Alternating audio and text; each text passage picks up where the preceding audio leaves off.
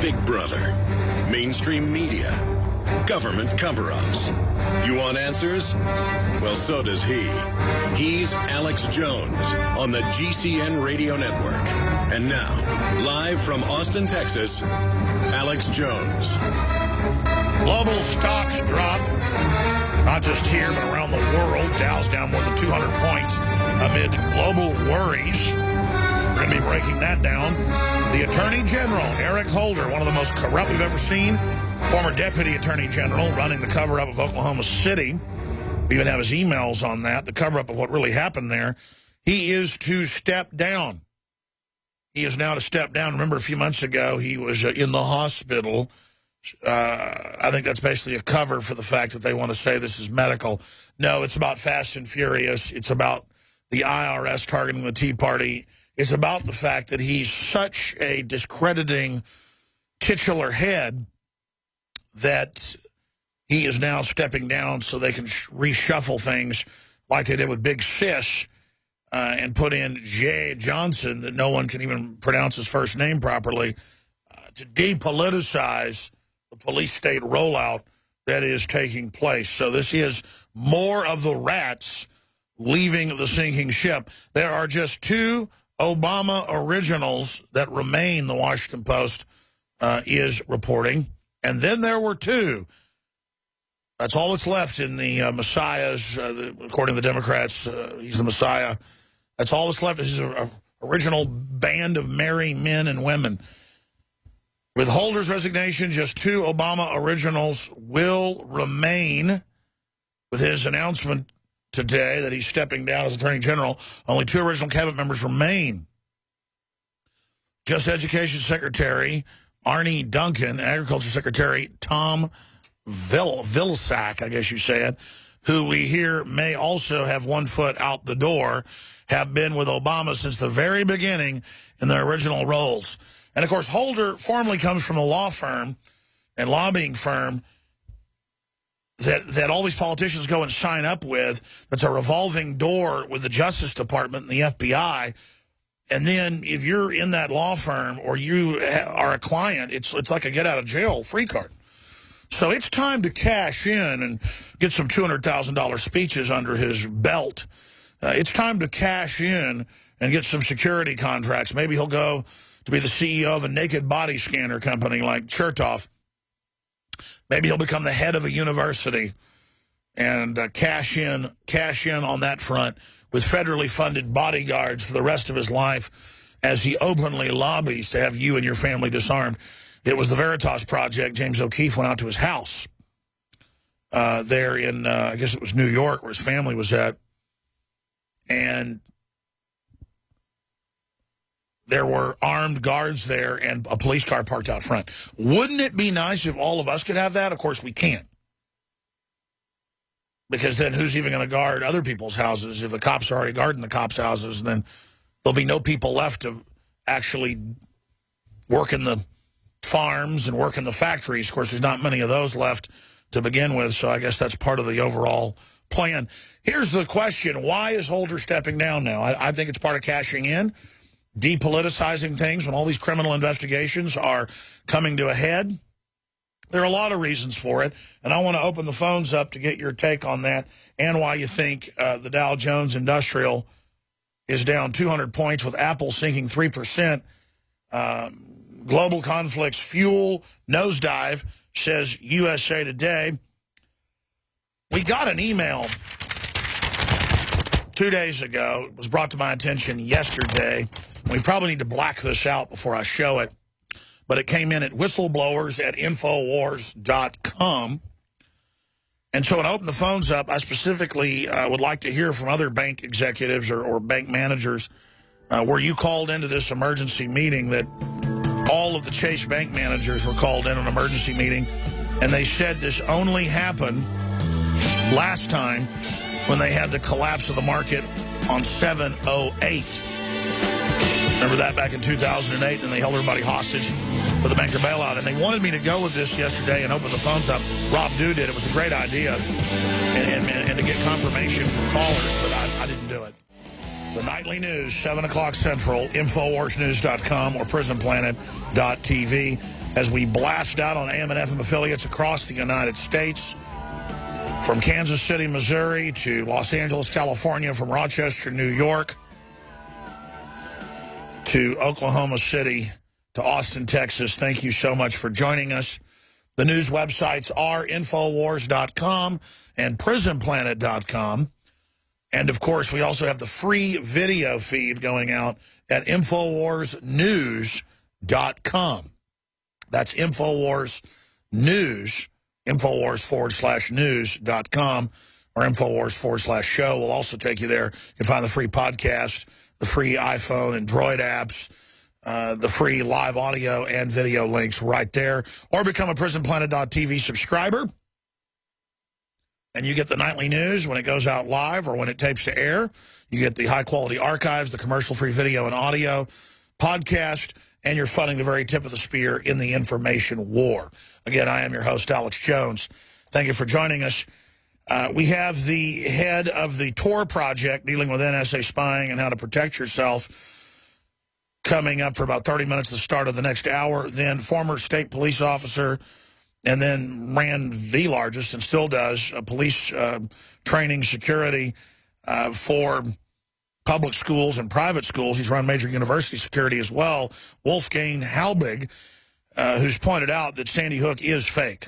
And I've had former top CIA field commanders on saying it's staged. We've got major professors in Florida saying it's clearly staged.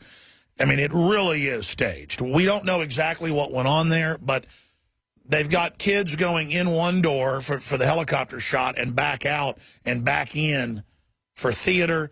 They grabbed anti-terror police out in the woods, dressed up in the same shooter outfit, and then lied about it. They didn't dispatch rescue helicopters. All the defaults. All of the defaults. The things that are standard operating procedure were turned off. And now the FBI online crime statistics say no deaths in their reporting in Newtown in 2012. And then you've got all the bizarre footage of the parents coming out and laughing and then, like, getting on camera going, I mean, it's bizarre. And CNN reporter, an admitted CIA officer, I'm not kidding, look it up, Anderson Cooper, he's there and his nose disappears. He turns, it's clearly blue screen, so we blew it up and noticed that there's, like, papers and stuff on the street corner blowing, and then it loops. It's the same shot, but they didn't want anybody to jump in there and say it was a hoax, so they did a whole hoax video, kind of like CNN did with the fake Scud attacks on Saudi Arabia back in 1991. And that was admitted to be fake. So they just do all sorts of weirdness on sound stages, and people say, well, this would bring them down if they got caught.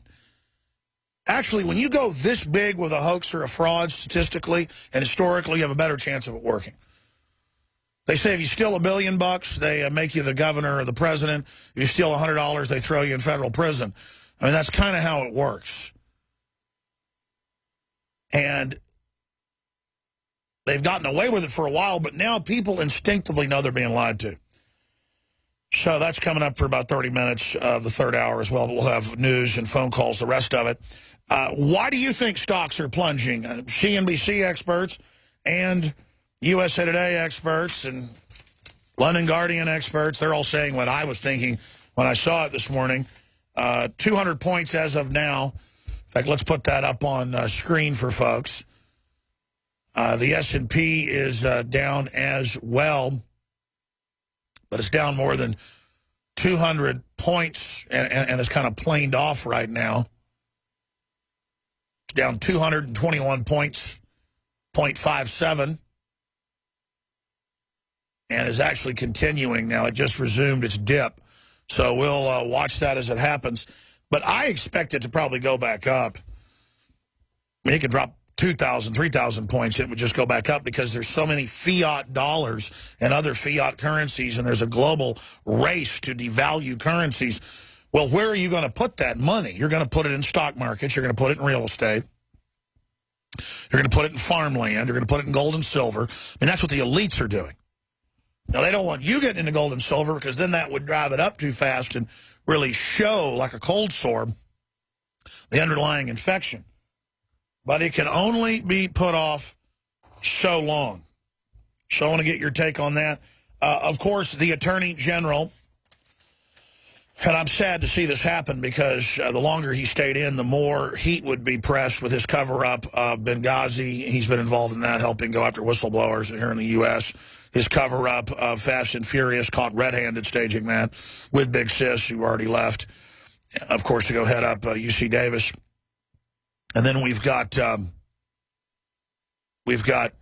all the other things he's been involved with, persecuting Christian groups, pro-lifers, veterans, the Tea Party, just tens of thousands of audits and harassments and bank accounts being shut down and people being indicted for crooked toenails, while this guy just commits crimes wall to wall and then goes and gives speeches to the media about we need to brainwash the public against guns.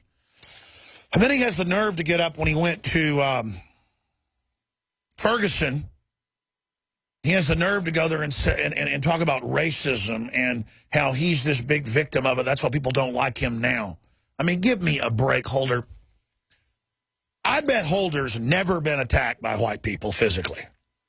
I have been attacked racially. I was thinking about it just a few nights ago, and I don't dislike black people because of it. I realize there's racist whites, blacks, you name it, but it's seen as kosher and acceptable by some blacks to attack white people because there's a score to settle.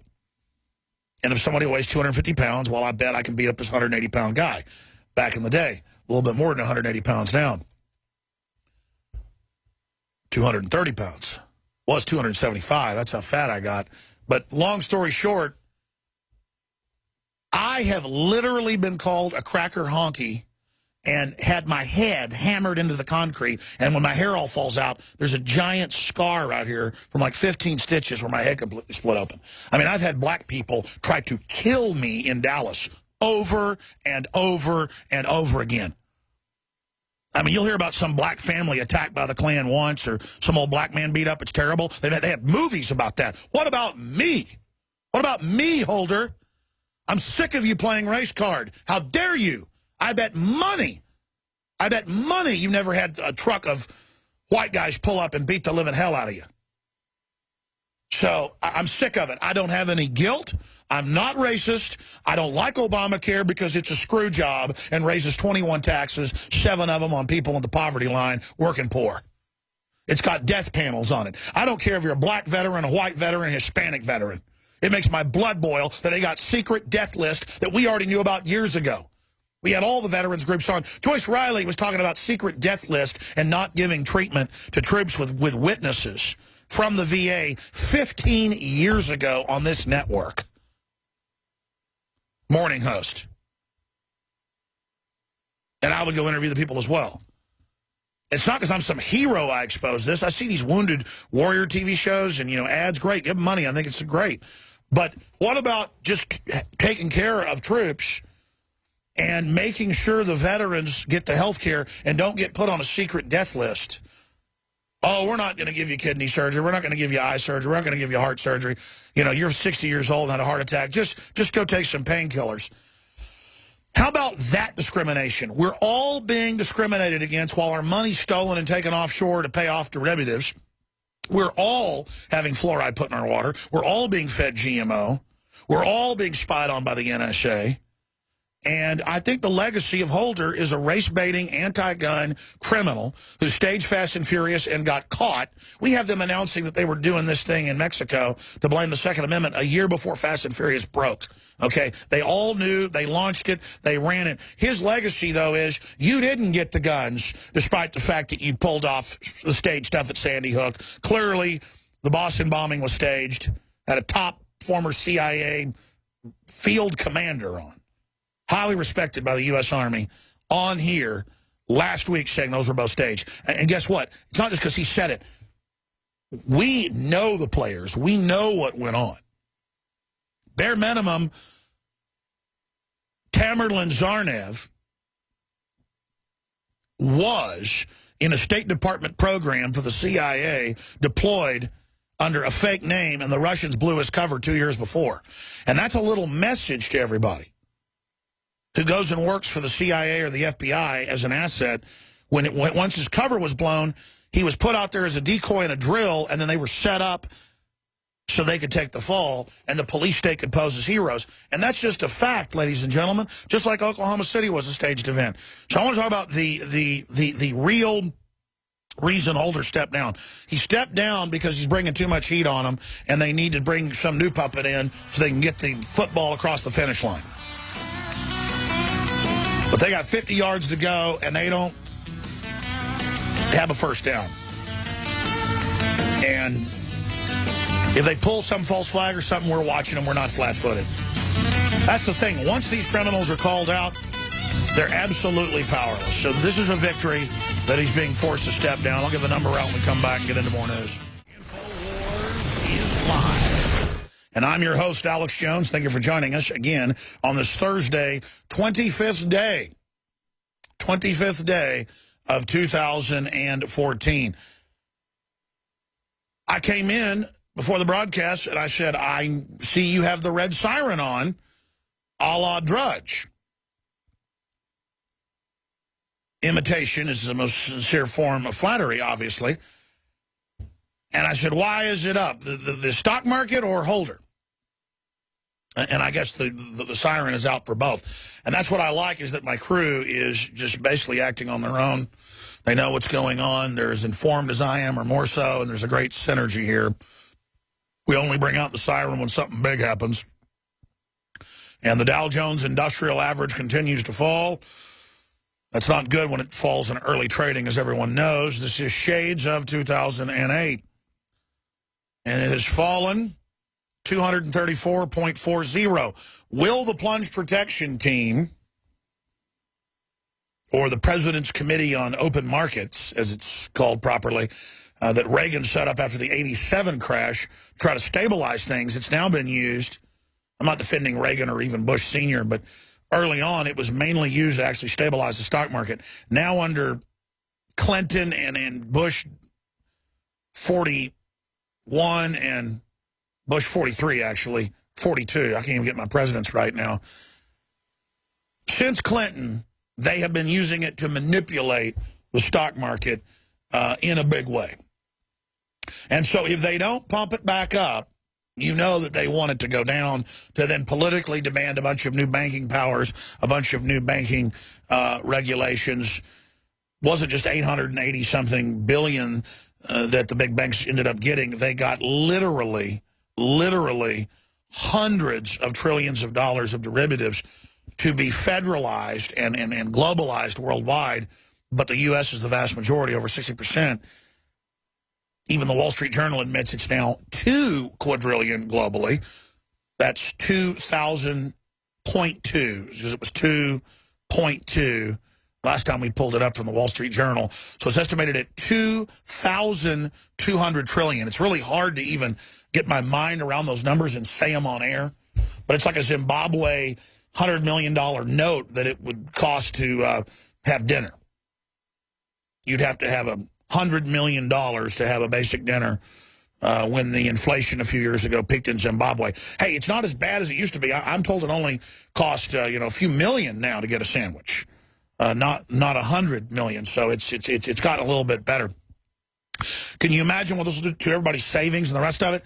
So if it does continue to plunge this week or next week or whenever, just know it's rigged and that they have decided to do it. But it is continuing to fall as we speak right now. Now it's down another 15 points or so. The last minute, it's now down 246 points. Now, will they just ride it down like a rigged casino and watch everybody jump out and then buy because they know it's about to go back up this afternoon? Sure. I mean, when the market's rigged, you can ride it up, ride it down, ride it all over the place because you're part of the insider group. What's your take on all of this? So what's bigger news, the stock market? What do you think is more important, the stock market or Eric Holder? at the end of the day, both are just rigged commodities and just fronts for the shadowy machinery behind the curtain. But through all of these stories, we can learn what the little man behind the curtain's really up to and really doing. You can almost call this broadcast Behind the Curtain News or Paradigm Shift, because it isn't about believing what I believe. It's about learning what's really going on and then from your perspective deciding what you're looking at. Of course, a lot of folks have found that what I think I'm seeing is a lot more accurate than what almost anyone else is saying. We'll be right back. The toll-free number to join us on any of these news items or issues. There's a lot of other news coming up. 800-259-9231. 800-259-9231. What do you think the biggest scandal of Obama, a.k.a. Eric Holder, because he's there aiding and abetting, covering up, absconding, racketeering, suppressing, persecuting, going after political enemies, throwing the book at people that have done nothing, running his giant witch hunt operation while protecting the big mega banks looting the country, protecting an entire bipartisan takeover. What do you think's really going on? What do you think is really happening here? I want to hear from you. We know he's a criminal. We know he's escaped impeachment. We know he's escaped ignoring congressional subpoenas. He's been arrogant. He's been threatening. So it's important to pillory him as he rides off on a golden carpet to loot the taxpayers in the revolving door. But what is your view on Eric Holder? What is your view on what's happening with the stock market? 800-259-9231. Now, before I go to your phone calls, there is a product from InfoWarsLife.com developed by Dr. Group that you've got to go read about online. It's got all of these different concentrated flower and plant and root extracts. I mean, just a whole bunch of them. And you've got to understand that when you normally buy a similar product in claims, it'll just have some menthol and maybe one herb in it or something. And I'm not knocking Ricola, but let's say it's got 3 or 4 herbs in it compared to Luden's that has nothing. This has, I think it's like 14 different things. 1, 2, 3, 4, 5, 6, 7, 8, 9, 10, 11, 12, 13. Yeah, 14 things. Okay, I was right. The point is, 13, 14, is that if you look at it in the bottle, there's no additives or fillers. It's just pure essential oil. And competing products are the same price, but it's just thin water because they're cheap. Because people will buy stuff just for the packaging. This really is a revolutionary product. And the reason I was thinking that I need to plug it more, so I did a lot of yelling when I gave a speech Saturday down at KC Research, and I could barely talk on Sunday. And about a third of the way into the show, I went, wait a minute. On Sunday, I said, why aren't I doing my lung cleanse that immediately coats my larynx? Or if I have really bad allergies or a sore throat, I mean, it's just light years better than any other throat-type spray lozenges. But also, the way Group says to do it, is you got to watch it. It's so thick it clogs the top deal, so you got to blow it out sometimes after you've been using it 6 or 7 times, or you put it in hot water, the little cap, because you want it. This has a really nice spray top on it that aerosolizes it. 3 shots in the mouth. And on the third one, you don't spray and then inhale. That would be too much. You spray 3 times and then go, and then some of the effervescence, some of the mist goes into the lungs, and it's just amazing. And then it funds our whole operation. The subscriptions to PrisonPlanet.tv, the pro-gun T-shirts, the high-quality InfoWars Life products, funds the operation. So I want to thank you all for your support and just encourage all of you that have gotten the other InfoWars Life line of products out there to check out Lung Cleanse that I really haven't talked up enough. It sells quite well. It's just that I haven't really talked it up enough, and I think it is. I know this Group, when he was developing it for us, was so excited about it because it is an over-the-top product that if you look at it is thick. I mean, it's very thick, and it tastes really good. Very minty, but also very earthy. I don't know how to describe it, but so many other similar things on the surface just have weird taste or just has stuff in there to make your throat numb. This doesn't have any of that. This soothes your throat without any of that artificial garbage. InfoWarsLife.com, lung cleanse. So proud of it. InfoWarsLife.com or 888-253-3139. 888-253-3139. And take the InfoWarsLife.com challenge. Go get the Oxy tablets that flush out the guts. Get the Super Male Vitality, Super Female Vitality, the Silver Bullet, the X2 Pure Crystal Source True Nascent Iodine at InfoWarsLife.com. Oh, and look what else is up there, DNA Force. So that's all available at InfoWarsLife.com or 888-253-3139, Lung Cleanse. Okay. After we take calls, here's some of the other news we have from Kit Daniels from InfoWars. United Nations to propose global lead ammo ban. That's from the UN. Proposal would serve as a backdoor gun control by cutting global supply of ammo. Just like I said 2 weeks ago, where they're passing laws to basically ban lead ammo in California, making ammo prices go up 300%, it's estimated, the next year, maybe more. In fact, that was a low estimate by the group that broke it all down in a study. That this is UNESCO. This is UN treaties unimplemented, but California and New York and others, and cities, they call it UN munization under Agenda 21. Cities are adopting it. Austin, where my mother grew up, I believe the best city in Texas, bar none, for a big town. For a big city, it's great. A lot of other small towns that are much better. Austin used to be a small town. 40,000 people when my mom grew up here. Now it's 2 million, but it'll be 4 million, they're saying, another 10 years. It's just exploding. But it's officially under UN control. They don't follow the Constitution, Bill of Rights. And there's some old-line liberals here, so there's some nice things about old-line liberals, about it's not too police-statey and some other things, but it's got that modern UN thing to it that's seen as trendy and sexy. It's actually a nightmare. So that's coming up. FBI says no one killed at Sandy Hook. Agency publishes crime report showing 0 murders occurred in Newtown in 2012. And people can say, well, that must be an FBI crime statistic mistake. And that does happen sometimes. I'm a big critic of a lot of what the FBI does, but their statistics have been known over the years to be the best in the world. Started by J. Edgar Hoover. That's what he was a statistician. And basically a filing clerk who was a master at organizational skills. And it's the model worldwide in colleges for statistics because it's gathered locally and then compiled.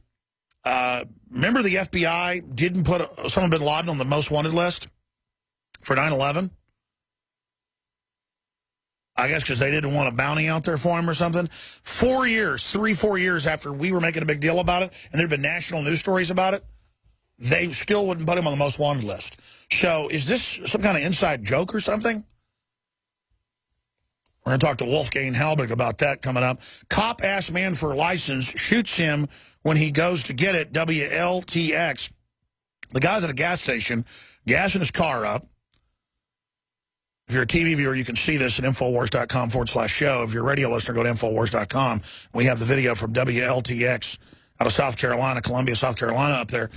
And talk about instinctive shooting. I mean, this is scary. The guy's gassing his car up. And we're showing the video now. And he says, give me your license. So the guy turns around to get it. And he does do it a little quickly. Almost like a kid when you're saying, put your shoes on, and they kind of stomp and, you know, sit down real fast. Put their shoes. And the guy kind of turns quick, but that doesn't give you license to kill him. And the cop starts shooting him. And then he runs over to him, and the cop's such a bad shot, he didn't hit him center of mass. And the guy's like, man, it's my license is right here. And the cop is still, like, jumping on top of him after that. It's just, go join special forces, and then you can actually go fight people that want to kill you, and then you can treat them all like that. But just, it's like an attack dog. Like you open a door and a pit bull that's been eating gunpowder comes running out, you know, just savage, vicious, crazed. And then I read deeper into it. The guy wasn't even a suspect. I mean, one thing if it was a vehicle that matched the description of an armed robber who's thought to be dangerous and served 10 years for shooting somebody, then if the guy made a move and something, and I'd still say it was, you know, the cop's too on edge and should not be a cop. But the fact that this guy hadn't even done anything, and the police are so militarized, this is how they approach you, is frightening, ladies and gentlemen. Because I personally, one time, see, I do something no other talk show host does. I always say it's coming up, and I just cover it right there. I've told the story when I was a senior in high school, and I got home from the gym, and my mom said, hey, son, go up to the frozen yogurt place and get me vanilla yogurt, a pint of it. I said, okay. And Mom was sitting there cooking dinner, and I drive up my Mustang, get it, and I'm driving back, maybe going 5 miles over the speed limit, in a residential area right by my house. Cop busts a U-turn, comes flying up behind me, comes over, I roll on the window, and he goes, license, registration. Boom, his gun's out right to my head. He goes, get out of the car, get out of the car. And I get out, and he goes, oh, that's a weight belt. I thought it was a knife scabbard or a gun scabbard. He goes, try not to speed, sorry. At least he said sorry. It didn't blow my head off. Nowadays, if a cop gets mad at you half the time, they just go ahead and beat the hell out of you or take you to jail. Because I watch the squad car videos all the time. Most of these when we don't even play. We're not even here trying to run the police down. Because we understand that just feeds into the whole us against them mentality. But, I mean, come on. Come on. I mean, I've had a gun to my head over a weight belt. I mean, big deal if it was a knife scabbard. When you grab a machete and kill you? I mean, they've got the cops so on edge. You're going to be killed any minute. You got to be safe. Everything's about keeping you safe. Bull. They'd be telling you not to drink fluoride, not to take the vaccines, not to eat GMO. They'd be telling you about the hormone garbage they're putting in the printer ink and look it up. That literally feminizes you. They'd be telling you, be warning your kids. It's all about, oh, only we care about you. The family, the government, the system. We're in the federal family, like Big Sis said. Let's go to your phone calls. Manny in Texas, you want to talk stocks and Holder? Go ahead. Yes, sir. Hello, Alex. Thank you for taking my call. Thanks for calling, brother. Just a little bit of patience with me. Yesterday you had talked on the show about a gentleman dealing with exorcisms. And it really sparked my interest to talk to you, and it feeds into what you're going on today. Do you think Eric Holder needs an exorcism, or maybe the stock market? No. Hillary Clinton? You know, some say she actually played Linda Blair. No, I'm serious, in The Exorcist. And that now, with Chelsea about to have a baby, they're actually saying that it may be Rosemary's baby. Anyway, Jesus Christ is my Lord and Savior, and I'm an ex-demoniac. Okay, I have been delivered from demons, and I have a special relationship with God. He's really my best friend. Good. And I just wanted to say out there that people shouldn't mess around with dealing with exorcisms unless they're well anchored in God and know how to dealing with the forces of darkness. I agree, and you shouldn't watch MSNBC unless you're really ready to look into a demonic portal into the eyes of Mr. Maddow. Anyway, what God has shared with me, and He continues to share with me, is what you're starting to see over the next year is a period of judgment that is coming down upon the United States for the turning away from God, trying to remove Him, the sins of our country, the arrogance, the corruption, the lying, the stealing, the cheating, the sexual sins, the abortions, everything. It's all coming to pass. God has been trying to get our attention for quite some time. Now, what has led to this to me is I've continually had a recurring dream of seeing a nuclear explosion over cities. And I have been in prayer over these particular matters, and God keeps dealing with me that there is going to be a situation that's going to happen and occur here in the United States. I don't know when, I don't know where. I just keep having this recurring dream. The stock market, this country has a love of money, and the love of money is the root to all evil. it's being falsely propped up by the Fed in order to collapse it. And you are starting to now see the birth pangs of the collapse that's going to occur in the market over the next year. Well, yeah, if they up interest rates, that will probably mess with the markets. We'll see what happens. But I appreciate your call, sir. And I agree, people shouldn't mess around with demons. That's why we shouldn't elect one as the President of the United States. I don't normally say lesser of two evils, but Hillary Clinton, I would vote for a horse manure pile before I voted for her. And that's because I'm against women. That's what Rachel Maddow and others are going to say. No, it's because I'm against criminals. And I'm sick of the Clintons. I would vote against the Bush, too. I'm sick of Bushes. We don't need royalty in this country. But as bad as the Bushes are, Hillary Clinton is worse. She is coming after our guns. She is absolutely wants state-run media. She helped overthrow Libya and then made jokes about it. We saw he died. Yeah, and so did 50,000 Libyans or more. So that's where I stand on that. We're going to go to break and come back with Jeff and go to Brian, Tim, Josh, and others. Yeah, what do you think the biggest scandals of Holder's administration have been? Because it's important to spotlight these and not forget them.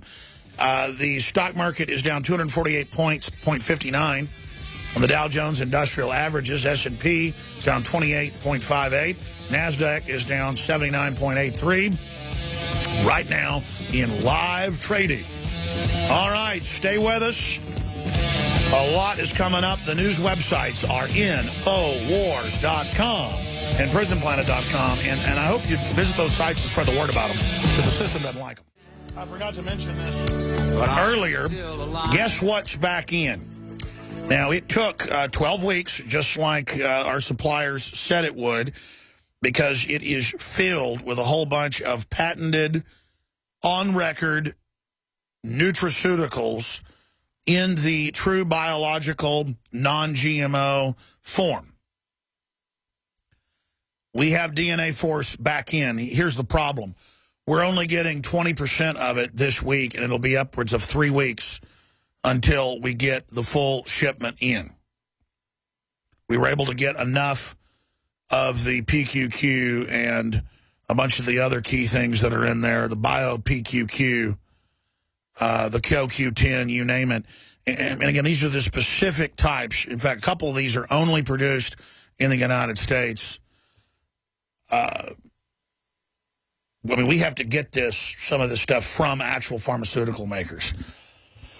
That's why in the health community, without us even going out and soliciting it, there are reviews out there of DNA Force, people just saying there's nothing else like this. Well, we have a limited, small run of these, and we're going to send a mass email out today to folks that had already signed up to want to get it first, and then whatever else is available is on the shopping cart right now at InfoWarsLife.com. And the great part about it is you also fund our operation. Now, other similar formulas that aren't even as strong cost $300 to $600. That's why this costs $129. It costs us $12,000 a kilo for just one of the ingredients, or $40 a bottle. $40 goes into the bottle for one of the ingredients. 40. I mean, this is a Rolls Royce. I wish everybody could take this and afford it. I'm taking it. It's amazing. You can go read about it. And what we're even allowed to say, because a lot of this stuff is certified and confirmed, we're actually allowed to make some claims about this, but it's all been done by the experts at InfoWarsLife.com. I'm not going to even get into it. You can watch the videos about it. And in closing, if you want, say, the poor man's equivalent of this, that's $30, it's the OcuPower. It doesn't just work with the nerves and things and the cells in the eyes, but that's what it focuses on. But OcuPower is the poor man's version of this, available at InfoWarsLife.com or 888-253-3139. Okay, enough of me babbling here. Jeff in Texas, you're on the air. Why do you think Holder stepped down? I think he deserves to step down, and of course he's going to get one of those golden parachutes that all those guys get. You know, I don't know what the Attorney General job pays, but he's going to retire to a gated community fast and furious. Oh, Now, when that occurred, of course they tried to sweep it under the rug like all the other scandals that they do. And the truth's coming out about this guy. Now, he should be prosecuted. So should the Bushes. Obama saluting with a cup of coffee. Oh, that's a good one. Now he's chairing the UN. He's chairing the UN for climate control while he's dropping the bombs on Syria. Now, that just sets the wrong precedent for me as an American. I don't agree with that at all. I totally agree with you. So, I mean, what do you think the biggest scandal of the Obama administration is? Because every one of the scandals, except for vacationing, has been intimately connected to Holder running interference and defense for Obozo. Right. It's all financially related.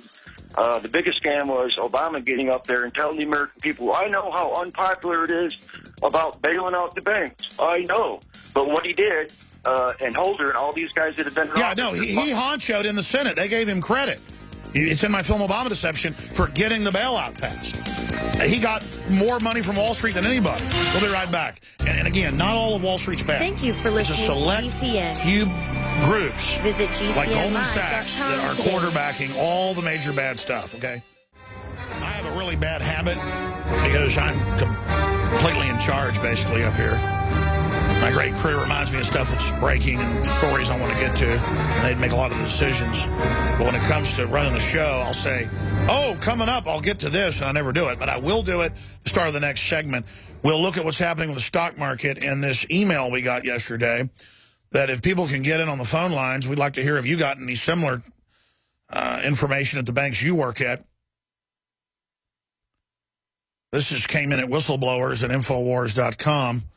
And it says, yesterday, all Arizona area Chase Bank members were called in for an emergency meeting. I went in to handle some account issues, and the banker rep informed me that every bank manager had been called to a meeting throughout the Phoenix area. She was very puzzled by this herself and told me that she was quite concerned.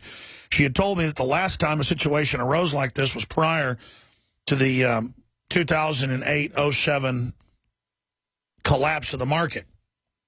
Again, the October collapse of the market. She had also stated that none were reachable for that period, even if an emergency had come up. That's how important it was. Just a little heads up in case you got wind of anything regarding this matter. And this came in actually yesterday morning, and I didn't go with it. Dew said, hey, you could, you know, even though it's speculation, I know you don't go with that, you could just open the phones up and offer people to call in and then send us proof to showtips at Infowars.com or whistleblowers at Infowars.com. And so that is what I'm going to do now. I said I'd do it after the break, but now I'm doing it now, customarily. But I will elaborate after the break more on this and take calls. But anybody that can send us any documentation, I can't tell you how many times we've had national news stories where Chase or others are about to start charging people to use their debit cards more, or about to not let folks take money out of their bank account, or not let people have cash businesses or deposit cash, Bank of America, or not let people have gun shops anymore, or sporting goods stores that sell guns or even BB guns, or they won't let you have a bank account. I mean, we've broken, no exaggeration, 20-something stories along those lines the last few years that have gone national, international. So remember the power you have as whistleblowers out there. Now, I don't want anything illegal. I don't want anything proprietary. But if it's public interest, and or a lot of times it's somebody sends us their letter from Chase saying, we're not going to let you wire transfer money out of the country anymore, all customers. I mean, that's just your public letter. It's not even really a whistleblow. You're just bringing our attention to something. And then we went in and said, is this true? And so we walked around and said, does anybody have a Chase account? Yeah, I've got one. Well, go home and look at your bill. They come back and they go, yeah, it just came in the mailbox yesterday, and I got my online version. It's confirmed. I mean, that's just basic journalism. It's not hard. There it is. Update. Chase Bank limits cash withdrawals, bans international wire transfers. That story got read by about 2 million people on InfoWars. And then if you tracked all the places it got posted, it was one of the biggest stories on the web. And again, it's not me going, hey, we're a big website. It's you have power when you give us information. See something, say something. So we're going to go to break and come back to Brian and then to Tim, Josh, Richard, and Wildman. What do you think the biggest scandal of the Obama administration, and by extension Holder, who's been the main cover-up artist for him, what does it signify? Do they know indictments are coming down? Do they know state grand juries are moving against them? Yes. Do they know that Congress is finally getting fed up with their criminal activity and that Holder's been politically persecuting people so other people can play hardball? Streets are two-way. Streets are two-way. That's why I don't mess with somebody unless I've got to defend myself and they're really hurting somebody who's innocent. Because when you run around persecuting people, it will come back on you. It will burn you. There have been attorney generals that have gone to prison. And Eric Holder needs to go to prison. We have a guest on for the next 25 minutes or so. We've gotten whistleblower contacts yesterday, multiple ones, now that we're digging through the emails, saying that banks were saying brace for something big today. I didn't go with this yesterday because it might have just been basically some panicking going on in the financial system. But we did get some of this chatter, some of these noises right before the October collapse of 2008 that they used to bring in so many of the draconian banking rules and banker bailouts that the country was bipartisanly looted under. But I would like you to send your emails or intel or any information you have or any documentation of what you're hearing in your area of the banking sector to whistleblowers@Infowars.com or showtips@Infowars.com. The stock market is down 247 points on the Dow Jones Industrial Average. They have the president's open market committee or plunge protection team in there that could prop it up if they want to, but they're saying global fears of war and recession and a lot of other issues are driving that right now. CNBC says a toxic stew of factors. Now, months ago, I wanted to get this guy on. We were finally able to do it. I appreciate him coming on. Andrew Lewman is executive director of the Tor Project, torproject.org. And he's helped with thousands of volunteers to grow a successful company with a global reach. He's worked on projects with Transition House, Google, National Science Foundation, U.S. Department of Defense, Reach Beyond Domestic Violence, the White House, and the U.S. State Department. He's a strong believer in individual rights, privacy, anonymity, and solving real-world problems, sometimes even with technology. And Lewman, LEWMAN.is is his website. And I wanted to get him on because we've had a whole bunch of different experts on. William Binney, who was number 4 at the NSA, a director of a major program. We've had just countless other whistleblowers on, and a lot of them recommend talking to Andrew Lewman and talking about the Tor Project. So first off, tell us about the Tor Project, why folks that aren't tech savvy should want to know about this, and then does it make you get looked at more to use Tor? Or should you just go ahead and use it? And then there's the argument that, well, if I have nothing to hide, then I shouldn't hide it. But that's like saying, why lower your blinds at night? Having nothing to hide from the sun, it'll wake you up unless you want to get up at 6 a.m. Or, what do you have against roosters? Nothing, but I don't want it to wake me up. I mean, it kind of becomes this thing of, why not put all the belongings you have on Facebook so robbers can rob you? If you don't, you have something to hide. So what's the bottom line on all this?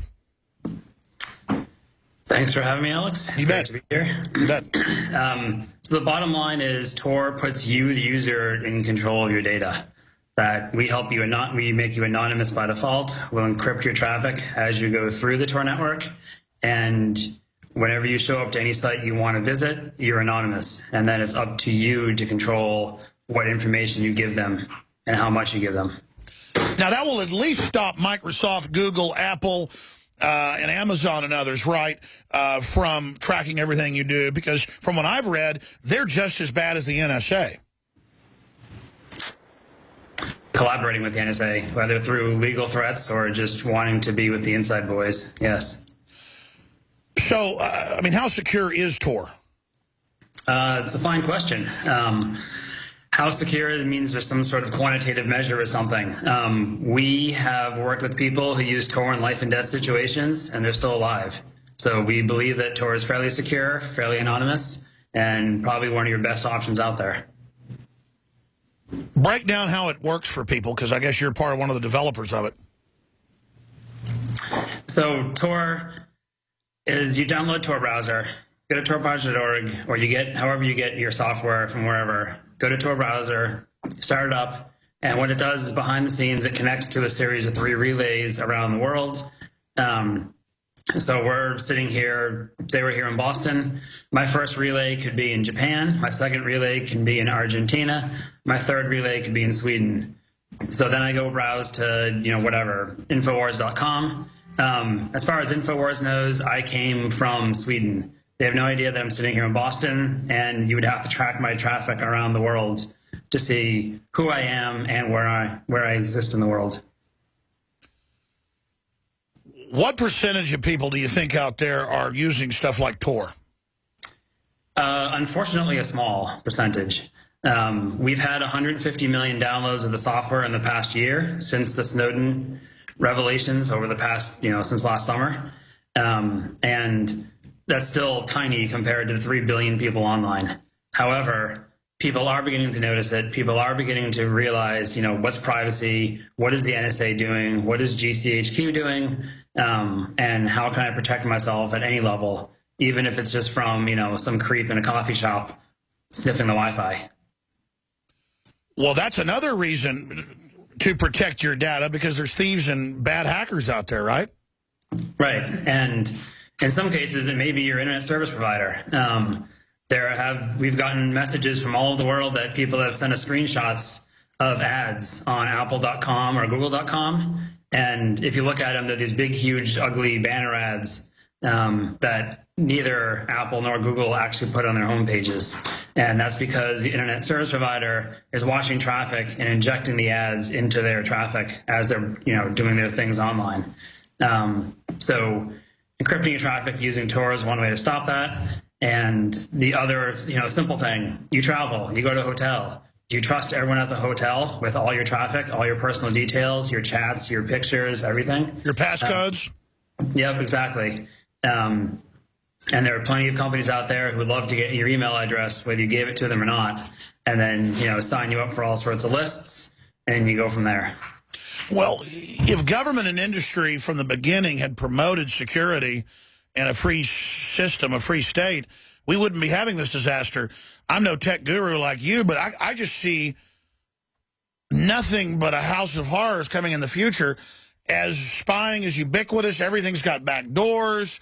The young people just are wide open with their info. It's being exploited by governments, corporations, and grassroots criminals.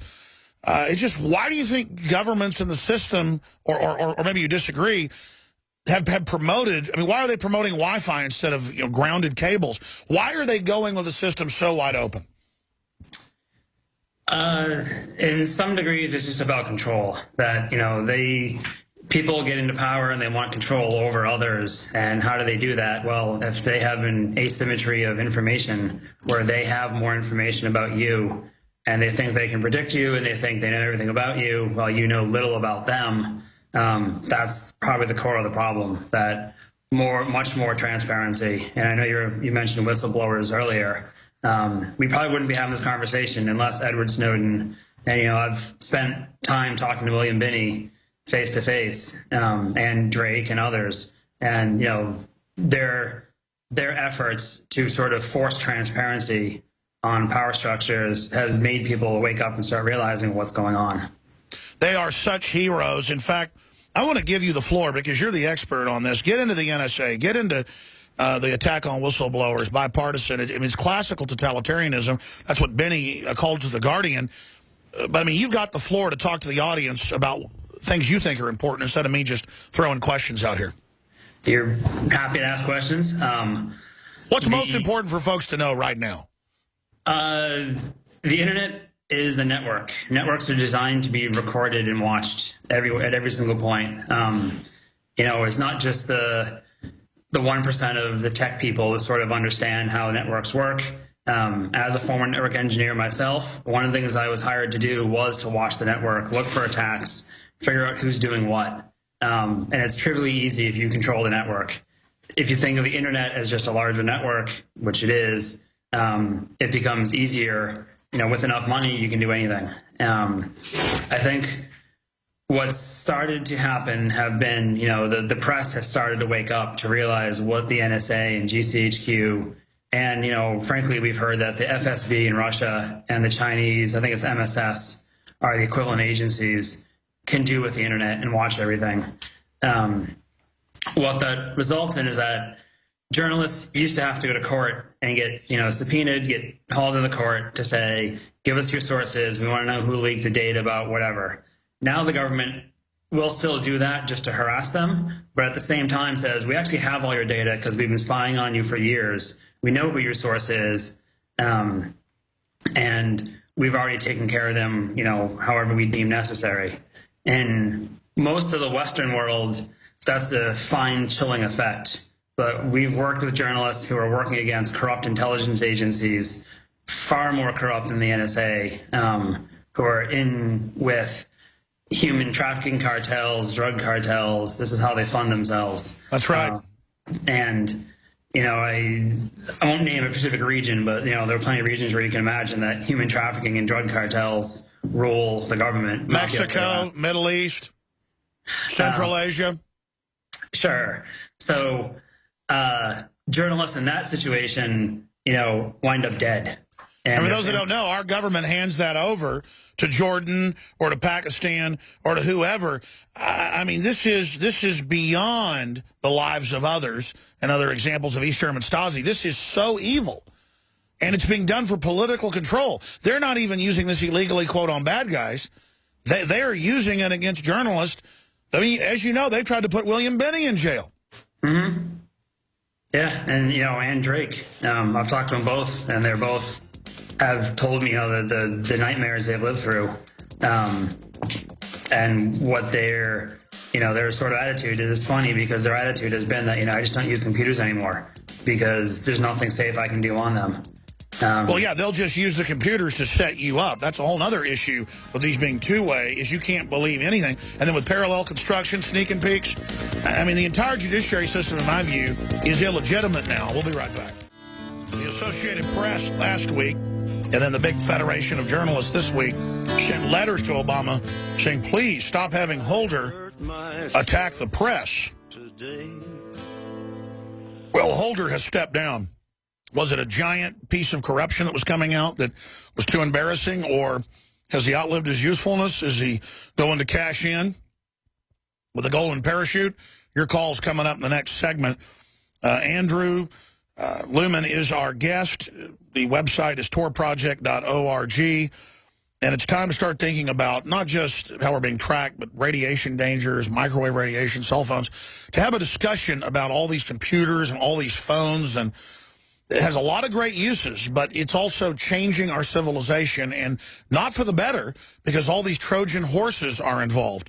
Andrew, talking to Drake and talking to Binney and others, where they've tried to indict them, tried to set them up. They have gone after other whistleblowers. I mean, you're supposed to be protected when you're exposing a crime. And look at how Snowden has had to flee and been demonized when they were lying before, saying none of this was going on. Why aren't they getting in trouble for committing the crimes?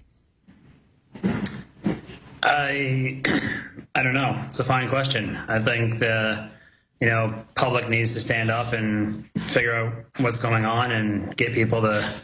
There are people that care in the government. I've met them. They call them future whistleblowers, call them whatever. They do think this is a way out of control. That's what's crazy, is people in the federal government I meet are more awake than the general public. Right, and that they're worried because, I had a conversation with an agent in DHS, and he said, at some point, I'm going to retire, and I do not want to retire into this world. And he goes, I'm thinking about leaving the U.S. too. And I was like, wait, you're a federal agent. You spent your entire life doing this, and this is your concern. He's like, right, like what's going on here? He's like, what's happening? They're going to use all the power you give them, and then they're going to keep using power even if you don't give it to them until they're slapped down saying, don't do that. That's bad. Exactly. And people, just like you couldn't get organic food 20 years ago, now it's displacing all the garbage at the shopping market, at the grocery store. we voted with our dollars, and it changed the paradigm. If we all start going and using Tor, if we all start, you know, getting rid of our cell phones or not taking them with us all the time or turning them off, if we all start researching the system, we could really change the paradigm. Right. I think that you look at where technology was 14, 20 years ago, and how much improvements it's made and how much corporations have improved security over time, because, you know, they have these incentives of it affects our revenues, it affects our company. People are starting to get that power and starting to understand why a company would do that and why they want personal security and why they want, you know, a phone that's secure and things like that. So I think it's going to take time, but it's coming. You know, look at what teenagers use today. You know, I do a lot of work with teenagers, and they tell me the reason they choose, you know, various apps like Whisper and Snapchat and Secret and whatever else they use are because they advertise as secure, ephemeral things, so that it's not on some permanent record. And, you know, you do dumb things as a teenager, which is when you're supposed to be doing it, and it comes and goes away. That's right. What do you think of Apple's new claims that they're doing some things that make it harder for illegal surveillance to take place? I think it's a step in the right direction. I think that, you know, any company who wants to publicly come out and say they are paying attention to privacy, it may or may not have been related to the celebrity photo leaks that suddenly forced their hand. But, you know, there'll be more just like this. I mean, just look at Home Depot and Target have had two of the largest credit card breaches ever. And maybe now, you know, after their stock or their revenues or something take a hit. You know what I like? They don't get in my face now at Barnes & Noble and Target demanding I get one of their smart cards now. They've actually shut up about it because obviously everybody's blowing up at them saying, no, I don't want my data stolen. Right. And that concept right there has been years in the making. And when the average person can say, what are you doing with my data? You know, where do you store it? How do you store it? That's a far, far better conversation than we've ever had in the past. Well, Andrew, I hope you'll come back with us in the future. It's Lewman.is, Lewman.is, and torproject.org. Look, I'm not a techie, but I'm learning slowly how it all works, trying to understand it, interviewing all the top experts here on a weekly basis, and make a few easy decisions out there and protect yourself and your family. It's like locking your door at night. It's not that you're living in fear. It's just that that's an added measure of protection to lock your door at night. It's very simple, and having internet security and encoding what you're doing, using Tor is just another level of that. I think it's a great idea. Andrew, thanks for the time. Great. Thanks for having me. All right. Wow, that's a big dog in the whole free movement on the Internet. Andrew Lewman, Executive Director of the Tor Project. I'm Alex Jones. Your calls are 3 minutes away. We're going right to you. The whole thing is a giant Tower of Babel with overinflated dollars driving it upwards. The stock market's not up, ladies and gentlemen, in the last decade. Technically it is, but not in reality. The dollar has been devalued. I mean, I'll get a couple bagels with, you know, cheese and egg on them and a couple coffees, and it's like $25. Just a year ago, it'd be like $10, and that was too much. I mean, inflation is just crazy right now. And they're going, no, inflation's at 6 or 7%, and that's considered high. No, it's more like, in fact, I think they officially say it's like 3%. They claim unemployment's like 8%. It's more like 22%. Shadow Stats has all that. All they use at Shadow Stats with John Williams is the same system they used up until Reagan left office, that they used for decades before that to calculate unemployment and inflation. But enough of that. I'm already digressing. Some good news here. Some very good news. Attorney General Eric Holder, the Washington Times is reporting that the contempt of Congress case against him will continue. Remember when he used to threaten members of Congress just 6 months ago, saying you better watch it? A federal judge earlier this week ruled that the Justice Department will have to begin submitting documents next month. Uh-oh. It turns out Lois Lerner did destroy the emails, and they were actually saved. Remember all that? We'll have to start submitting documents next month related to the botched. It wasn't botched. It was botched because it got found out. Fast and Furious gun operation in a case brought by Judicial Watch. Man, Judicial Watch just does so much good bipartisan work. I know they're more conservative, but they go after Republicans, too. I'm not part of Judicial Watch. I'm just saying they are really awesome. I don't think it's any coincidence he's resigning as the courts are ruling that Fast and Furious information has to be released, said Fenton to the Washington Times. We've had Fenton on before. We need to get him back on. The Justice Department turned over documents related to the operation, but has refused to release documents showing the department's own handling after a top official sent a letter saying agents never knowingly allowed guns to walk, even though we have all the witnesses that they were ordered to do that. The department later had to officially retract that claim. The Obama administration said it would not prosecute Mr. Holder because he runs it, because of a long-standing policy that it not pursue contempt cases against individuals, and the White House has made a claim of executive privilege. The dirty secret was Obama swooped in and in an unprecedented way asserted executive privilege over the documents, which the Justice Department used as an excuse to not prosecute him. What an oxymoron. We can't prosecute ourselves because we can't prosecute. After he leaves office, the fight over the documents will continue, but Mr. Holder himself is likely to be safe from any fallout, analysts said. Well, yeah, because the system's so corrupt. They'd rather go harass innocent people all day. Well, the border's wide open. Let's go ahead and go to your phone calls. Thanks for holding, Brian. I thought the guest was at the bottom of the hour. The guest was at the first of the hour. My bad. So that's why everybody had to hold. Brian, go ahead. You're on the air. This is Sergeant Joseph, Northern California State Militia. Yeah, your phone's breaking up a little bit. Try to talk right in it for me. All right. So, I mean, I think the stock market's worse because you can indict Holder, you can arrest him. The stock market can't be stopped. Once that starts, it's over. That's right. And when it's fiat run, it can just balloon and balloon until it pops on its own, potentially. Or perhaps it's so rigged it'll never pop. Still, as the real economy dies due to overregulation and inflation, all that's left is this fiat monster. But then the inflation inherent in it will start manifesting in the economy. I mean, what's your gut tell you, or just your everyday dead reckoning? How bad is inflation in California? Because it's off the chart in Texas and other areas. I haven't been to California in a few years. I live in San Jose. I live in the Silicon Valley. The inflation is ridiculous. $2,800 for a two-bedroom apartment here. Nobody can afford the houses. Every third shop is closed. It's getting bad. And this is the third biggest economy in the world, Silicon Valley, and it's that bad here.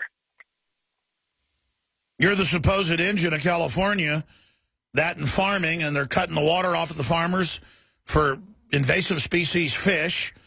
They are harassing everybody with more regulations and bureaucracy, running everybody out of the state who actually wants to open a business or keep a business there. And the jobs are going to China and India. Nothing against China and India, but it's so low paying there, they've got studies showing it's not even helping the Chinese or the Indians. I mean, right. You know, I mean, and you got NAFTA and GATT and all these new trade things that are basically going to go ahead and deindustrialize the rest of the nation. And once you deindustrialize, that's it.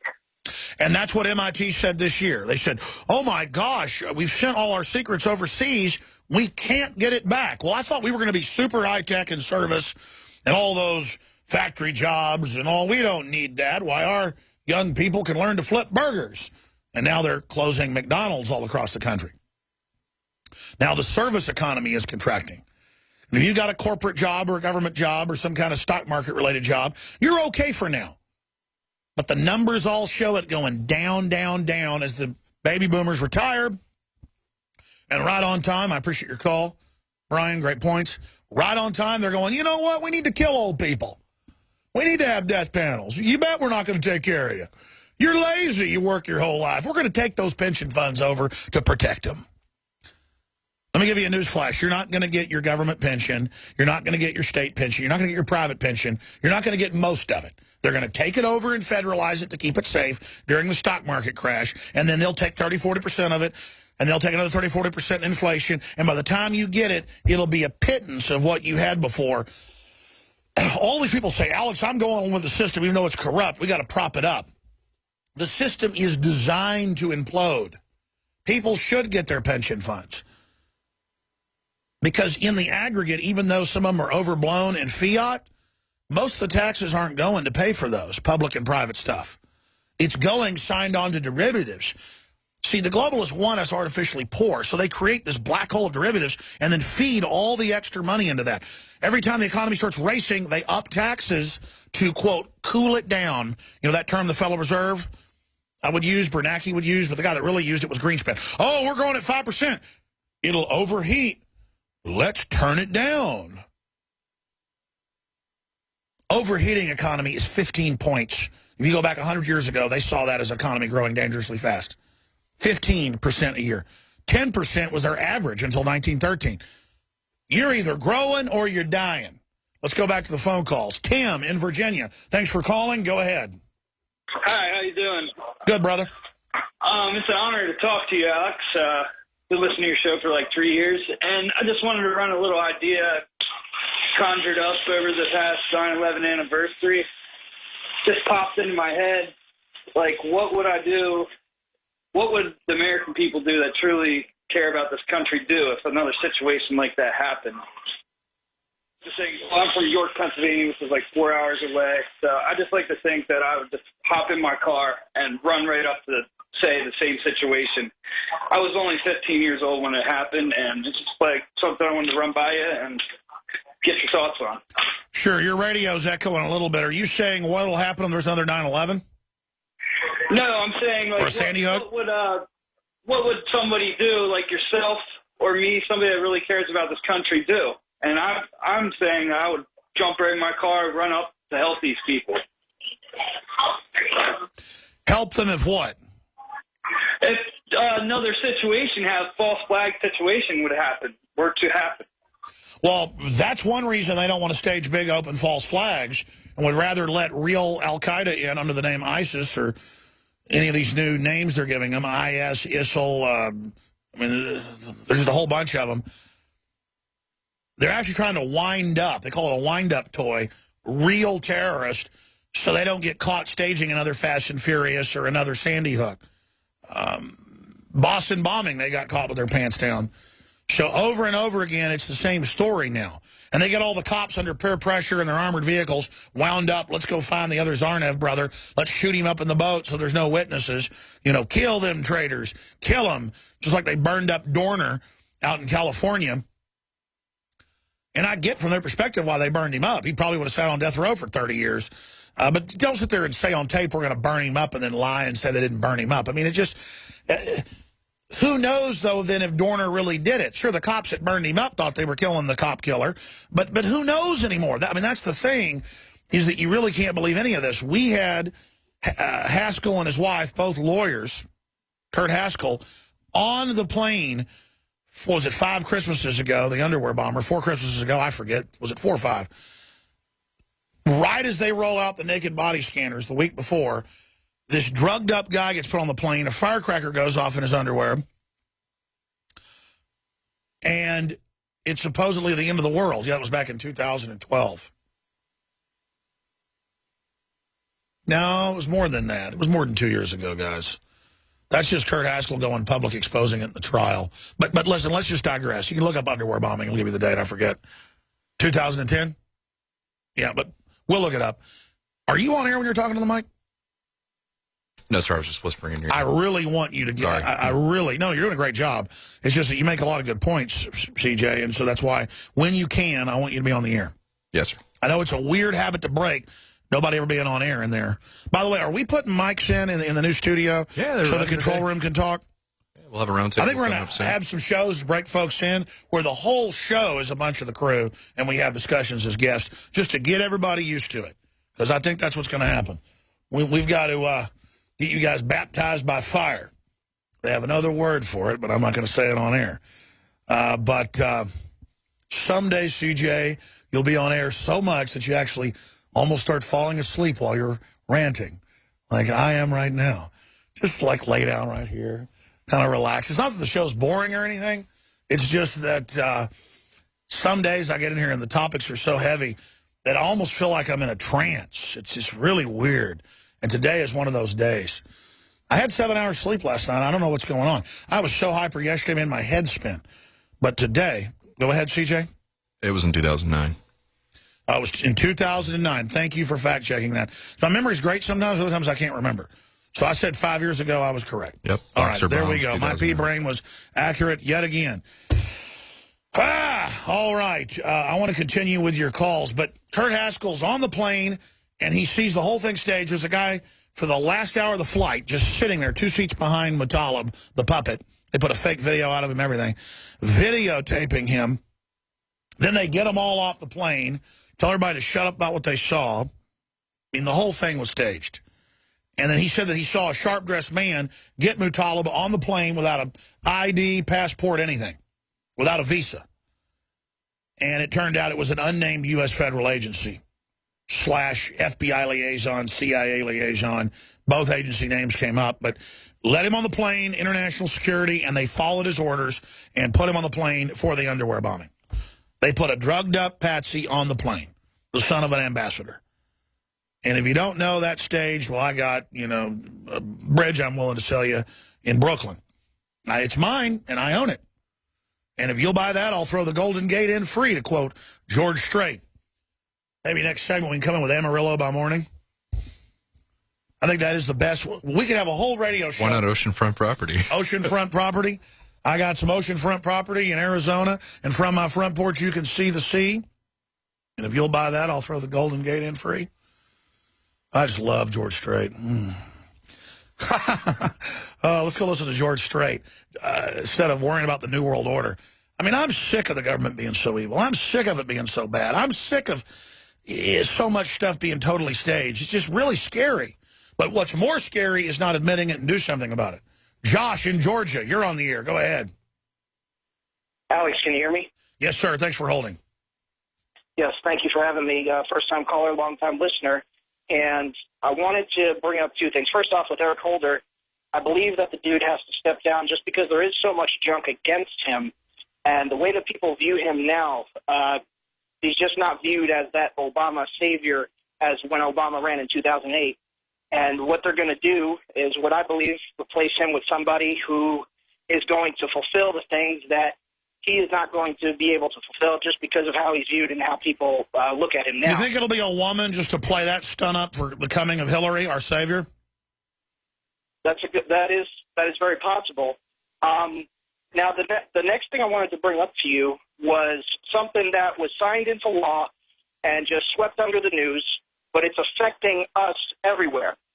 It's the Dodd-Frank law. I've been a mortgage loan originator for 5 years. And my company had to cease and desist October 13th, 2013, because in one day, 400 new laws were implemented under the Dodd-Frank law, and that caused our company to cease and desist. Now, the fact is, we were not breaking any laws, but these new compliance laws that came into effect were written so strategically to our advertising, to the way that we're able to do our business, we had to cease and desist so that we wouldn't break any laws. So we have non-depository banks all around America. They're going to be shutting down, and it's going to be propping up these big banks, these new regulations, and that's what's going to take over is these new banking regulatory agencies. When the local banks shut down, we're going to be bound by the money changers. And the head of the Texas Banking Association 4 years ago wrote a huge piece that I saw in the Austin Business Journal, but it was syndicated through business journals all over the state. And you'd have thought I had written it. You would have thought that you had written it. I mean, he said exactly that, and I've read the regulations. I've looked at the synopses. It is meant to shut down credit unions, small banks, and red tape everybody, and was literally written by J.P. Morgan Chase, Bank of America, Wells Fargo, all the usual suspects. And you're absolutely right. And it is a travesty that they've done this. Yeah, no, I agree. And what we're going to see now, the regulatory agencies, all we see coming into place now are these lawmakers. I've never heard so many news articles with new lawmakers coming up with new policies, new regulations, new laws. I've never seen so many laws come into effect. Yeah, they're the ones that wrote it all with the derivatives and the mega banks and giving poor people loans that couldn't pay it back. And they're still doing all that. They've increased the derivatives. That's been in mainstream news. They've accelerated it, and they've used their fraud to get regulations in to only shut down their competition, the local banks that are the lifeblood of any community, while lobbying to stop the formation of state banks and things like that. We need diversity in banking. That's why it's important, folks, that if you've got an international business and you need a big mega bank, fine, have one. But have your money in a local bank. You usually get better service anyways. I mean, there are so many good local and regional banks, and people don't bank with them. They are insane. They are crazy. And if you don't try to go get your home mortgage with a smaller company, I just think you're nuts. It really comes down to that. Besides, a big bank will end up buying your mortgage anyway, so they end up winning in the end no matter what we do, it seems. All right, more calls straight ahead, and we have a special guest, top investigator. More incredible leads on Sandy Hook being a false flag. And if you think carbon taxes and global warming fraud isn't a scam, I'll sell you a bridge on the moon. And yes, it's made out of Swiss cheese. And if you don't agree with that, you're racist. And if you don't agree that Common Core is a good idea, you guessed it again, you're racist. And if you don't agree with MSNBC telling you the family's bad, well, you're a homophobe. I'm going to go back to Wild Man. And then we're going to move on to Ryan and Mike and Richard and Ben. Before I do that, it will sell out today. Believe me, I wish we had enough to supply everybody. We didn't want to wait 12 weeks. That's not a sales tactic. About, I don't know, 20% of what's going to come in came in. They were able to get an early batch into us. These are very proprietary, patented ingredients at strengths and concentrations that nobody else is putting out. You can find synthetic stuff out there, and it's still very expensive. This is not. It's DNA Force, true NutriMedical, and you can read about all the amazing things it's on record doing. I got to warn you, though, if you got nerve damage and stuff, saying your knees or your elbows and stuff, when a lot of people called, we warned you about this, you get numb. And that's because the nerves are growing back. I mean, we can actually say that because these are patented. This is proven. The ingredients in here. Go watch the specific details. Read about it at InfoWarsLife.com. Now, we also have OcuPower. That's kind of the poor man's version of it. Excellent as well. And then we have Lung Cleanse. This helps me with my larynx. It helps me when I'm giving a speech. It helps me, get over a cold quicker or clearly not get one. I know a very well-known country musician, I'll just leave it at that, who started using this in the last year since it came out, takes it on tour with him to Europe, you name it. And he was just here at the office, like a year ago when some test bottles were here, and I said, hey, try this. And now he's got a lot of different lozenges and things he tries to use. Obviously, as a singer, that's what they do. They've all been discarded for InfoWars Lung Cleanse, and now he buys it by the case and gives it to his musician friends. I'm going to leave it at that. But the point is, get your lung force, start using it as we go into the winter, and it supports the entire transmission and everything we do. InfoWarsLife.com, InfoWars Lung Cleanse, InfoWarsLife.com, or 888-253-3139. We've got all the new Molon Labe Special Forces 50 cal style.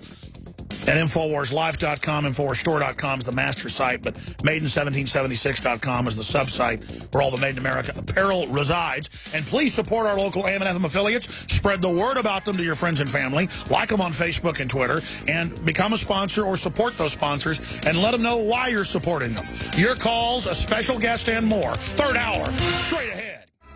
Into hour number 3, tons of news, special reports, and more breaking news on the Sandy Hook false flag. Man, that's an obvious false flag, an orgy of evidence. Let's talk to Wild Man in Texas. You're on the air. What do you think of Lord Holder? Oh, my God. Love you, Alex, as a fellow Jesus follower. Love you too, brother. Yeah, I'm here in Amarillo, so Amarillo by morning works for me. I'll get to Janet Reno's long-lost brother here in a second. As far as the stock market, I'm close to retirement, so I kind of watch all that stuff, my 401k and all that. And I've been working since I was 7 years old. I started shining shoes here in Amarillo on Polk Street when I was 7. So, and you'll be looking for 8 when they pull that gate? Yeah, you bet. That's how I got it, riding bulls, And but anyway, with them doing the stock market, you had a person on your show here a couple of weeks ago. I believe his name was Harry Dent. if I'm not mistaken. Yeah, I want to get him back on.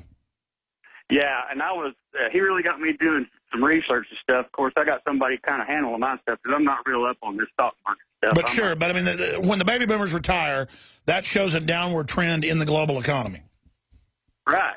And I mean, I'm tired of them raping and pillaging my hard-earned money, just like all the rest of us God-fearing men and women, and using it on stuff like arming them boneheads over there, the ISIS or whatever you want to call them. Boy, boneheads is right. But boneheads, it's just amazing. They like won't let kids go to school and like don't want them to learn how to read and write. It's as bad as Common Core. Yeah, I mean, and they think we're, like you say all the time, they think we're stupid and we don't know what's going on. My God, man, it's time for us as the blue-blooded Americans to stand up, shoulder to shoulder, and say, okay, it's enough. I think that's what's going on with old Janet Reno's long-lost brother Holder, is he's bailing out because I think the regime is coming down slowly but surely. It is. They've had the most resignations of any administration ever, except for Nixon. I was reading that today. There's only 2 people left in the administration that were there originally. What is it? Agriculture and transportation, I think. I'm going from memory. But let's not actually be too mean to Janet Reno. You know, her son is on MSNBC. Did you know that? No, I did not. I don't watch that trash. You know, Janet Reno's son goes by Rachel Maddow. Really? Yep. I did not know that. and 2 plus 2 equals 5 as well. And Obama's not arming Al Qaeda either. And the Easter Bunny's real. Yeah. Well, I got news for him. You know, I acquired this name Wild Man up in Colorado because I moved up there to go to high school, and I guarantee you Coloradans don't like Texans, and I know why, but that's a whole other point. Oh, really? You know, my nickname was Wild Man, amongst others. Really? Yeah, so are you saying Coloradans don't like Texans? No, they do not like us, and it's I acquired it up there back in high school in 1974, and when I started riding bulls and stuff, and I mean, they don't like us Texans because, mainly because Texans, oil owners, people like that own most of the land up there, so they can't go hunt, and that ticks them off because it's all leased land. You know, well, it is true that almost every rich Texan I know owns a spread in Colorado. And right. Why not? Because Colorado's beautiful. Yeah, and I told them, you know, of course, I got in a lot of fights against this. I told them, well, you know, the southern part of Colorado used to be Texas when we was our own country, so we can just take it back. You guys don't have to worry about splitting. That's right. Hey, I'm for invading Colorado. I think Texas ought to start invading surrounding states. I mean, hey, Oklahoma used to be part of Texas, so you're not. I'm saying we're taking it over, and next Colorado, it could be our own new country. We'll call it Texarkana or something, and we can have like a boss hog dictator that hands out free guns. 2 Ebola patients who died of the virus in separate communities in Nimbia County have reportedly resurrected in the county. That means they just buried somebody that wasn't dead yet. The victims, both females believed to be in their 60s and 40s, respectively, died of the Ebola virus recently in Hope Village community. I mean, here's another one on the New York Times. In Liberia, home deaths spread circle of Ebola contagion. And they're talking about Liberia and Sierra Leone completely collapsing now. They're going from saying it may happen to it'll probably happen. Sierra Leone cordons off 3 areas to control Ebola. The lockdowns have happened. A nice microcosm of what will happen here if mousepox or something gets out. U.S. hospitals unprepared to handle Ebola waste. Reuters. Yeah, and why are they bringing in, like, it's more than 10 people that have Ebola to the U.S. and South Dakota and Florida and Georgia. I mean, you never did it before. Why are you doing it? Sierra Leone's quarantines 1 million ahead of UN Ebola talks. I mean, these are just wild headlines. Ebola virus outbreak. Just 2 doctors available. Treat 85,000 people in Liberia's county. In 1 county, FDA warns 3 companies against marketing their products as Ebola treatments or cures. That's out of the Washington Post. The U.S. Food and Drug Administration sent letters to 3 companies this week warning them against marketing their products as possible treatments or cures for Ebola. The letters posted online Wednesday document multiple claims from the companies or their paid representatives that essential oils and other natural remedies can help prevent you contracting the Ebola virus, and at least one instance effectively kills the Ebola virus. There are currently no approved treatments, cures, or vaccines.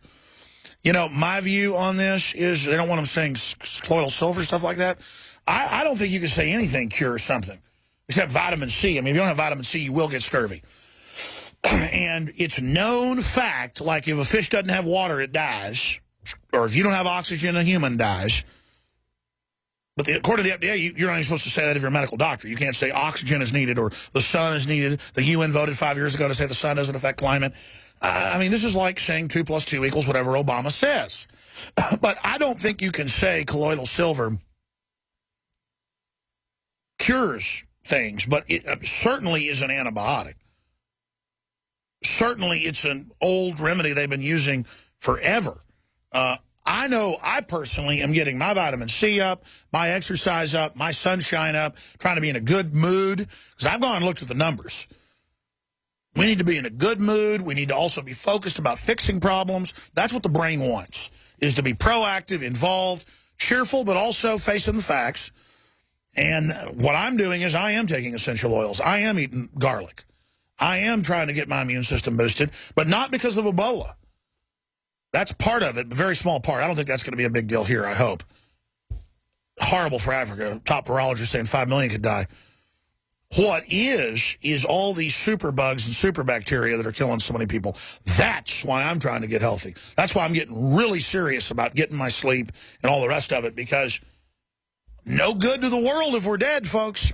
And I think this winter, you're already seeing this mystery illness that's connected to vaccines, and because only vaccinated kids are getting it as they go to school, hurting people, killing people. I mean, here's what I'm doing personally. I'm drinking purified water. I'm taking high-quality vitamins and minerals. I'm getting more exercise, more sunshine, more sleep, trying to be in a good mood. And I'm not taking any of these government drugs. And that's why they're going after companies out there, is they only want Bill Gates and Monsanto to come out with that Ebola vaccine. They don't, which most vaccines say on the insert, they can't prove it even will protect you from MMR or whatever the case is. So they can't even really say. But they'll advertise the Ebola vaccine like it's a cure to everything. I mean, it's like Rogaine that guys put on their heads so their hair doesn't fall out. I've talked to guys, they say, yeah, it makes little hair grow. But they can actually say proven to regrow hair, you know, in certain, I think it's 25% of the time or something. I don't know. I read about it a while back because my hair's falling out. I'm kind of like, what's the point? I just kind of want to get it there, though. You know, if it's going to fall out, let's just get it there. Then maybe I should, you know what? I think I'll lose another 20, 30 pounds. I may just shave it. The Mr. Clean look. I'm kind of jealous of folks that, you know, can sport the chrome dome. Jakari pulls it off. The thing is, you got to be in shape. You can't have extra fat if you shave your head. So if I get there, I think I'm going to shave this sucker. In the new look, I'll grow a goatee and act tough. Walk around going, ugh. I'm joking. Won't do that. What do they call the little flavor savers? Grow one of those as like a Hitler Soul Patch or a Van Dyke? Yeah. A Soul Patch Van Dyke, the little thing under it. I'm joking. I'm not going to get one of those. Hey, I'm not knocking the facial hair craze. I can grow a Santa Claus beard. But I just don't like to mess with it. I mean, if I lived in the Arctic or something, when I was about 20, I grew a beard for about 2 weeks. It was brown, red, and it was like that long, and it itched. And I don't like it, to be honest. Look how much hair I got on my arms, folks. I mean, you think I can grow a beard? Oh, yeah, big time. But guys that have the beards, they like sport it like you're not a man because you don't have this beard. They think the movie 300's what brought beards in. I really think so. And it's like, no, I don't have beard envy. In fact, I feel sorry for you. This is not a morning show. I'm sorry. I'm kind of in a babbly mood today. Ryan in Oklahoma, thanks for holding. You're on the air. Go ahead. Oh, Alex, I might need some of your help articulating this, because it's a long story, but it kind of has. Go ahead, Ryan. Man. It's really weird because this guy called in yesterday, but it was at the end of the show, so I didn't get to him. So I wanted to go to him now. Ryan, talk right into that telephone. Yeah. Yeah, he's got a bad cell phone. We'll try him later if he can get to a good spot because he's been trying to get in so long. But Mike in South Carolina, you're on the air. Hey, Alex, I wanted to talk about the timing of Holder's resignation and what they're trying to accomplish and or avoid. Do you think that Obama is trying to push through another AG before the Republicans take over the Senate? Exactly, and then they'll have to have the controversy of getting rid of one when the new administration comes in. I think they're putting in fresh meat. Holder has been battered and tarnished with all the scandals he's been caught in, and he's in his contempt of Congress hearings right now.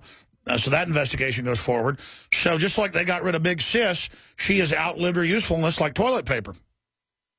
Well, now it came out the other day also that Justice Ginsburg has refused to resign. Do you think they're looking for another Supreme Court nominee? Oh, of course. They want to get a new, young person to officiate gay weddings in there, like Kagan. I mean, that's important. That soon you'll be able to call the Supreme Court to officiate your gay wedding in D.C., and so they've got to have just a lineup of Janet Reno clones. I think they should literally clone Janet Reno and make all 9 of them 6'3", giant cousin it, hunchback, weird cave trolls that chase skirts around D.C.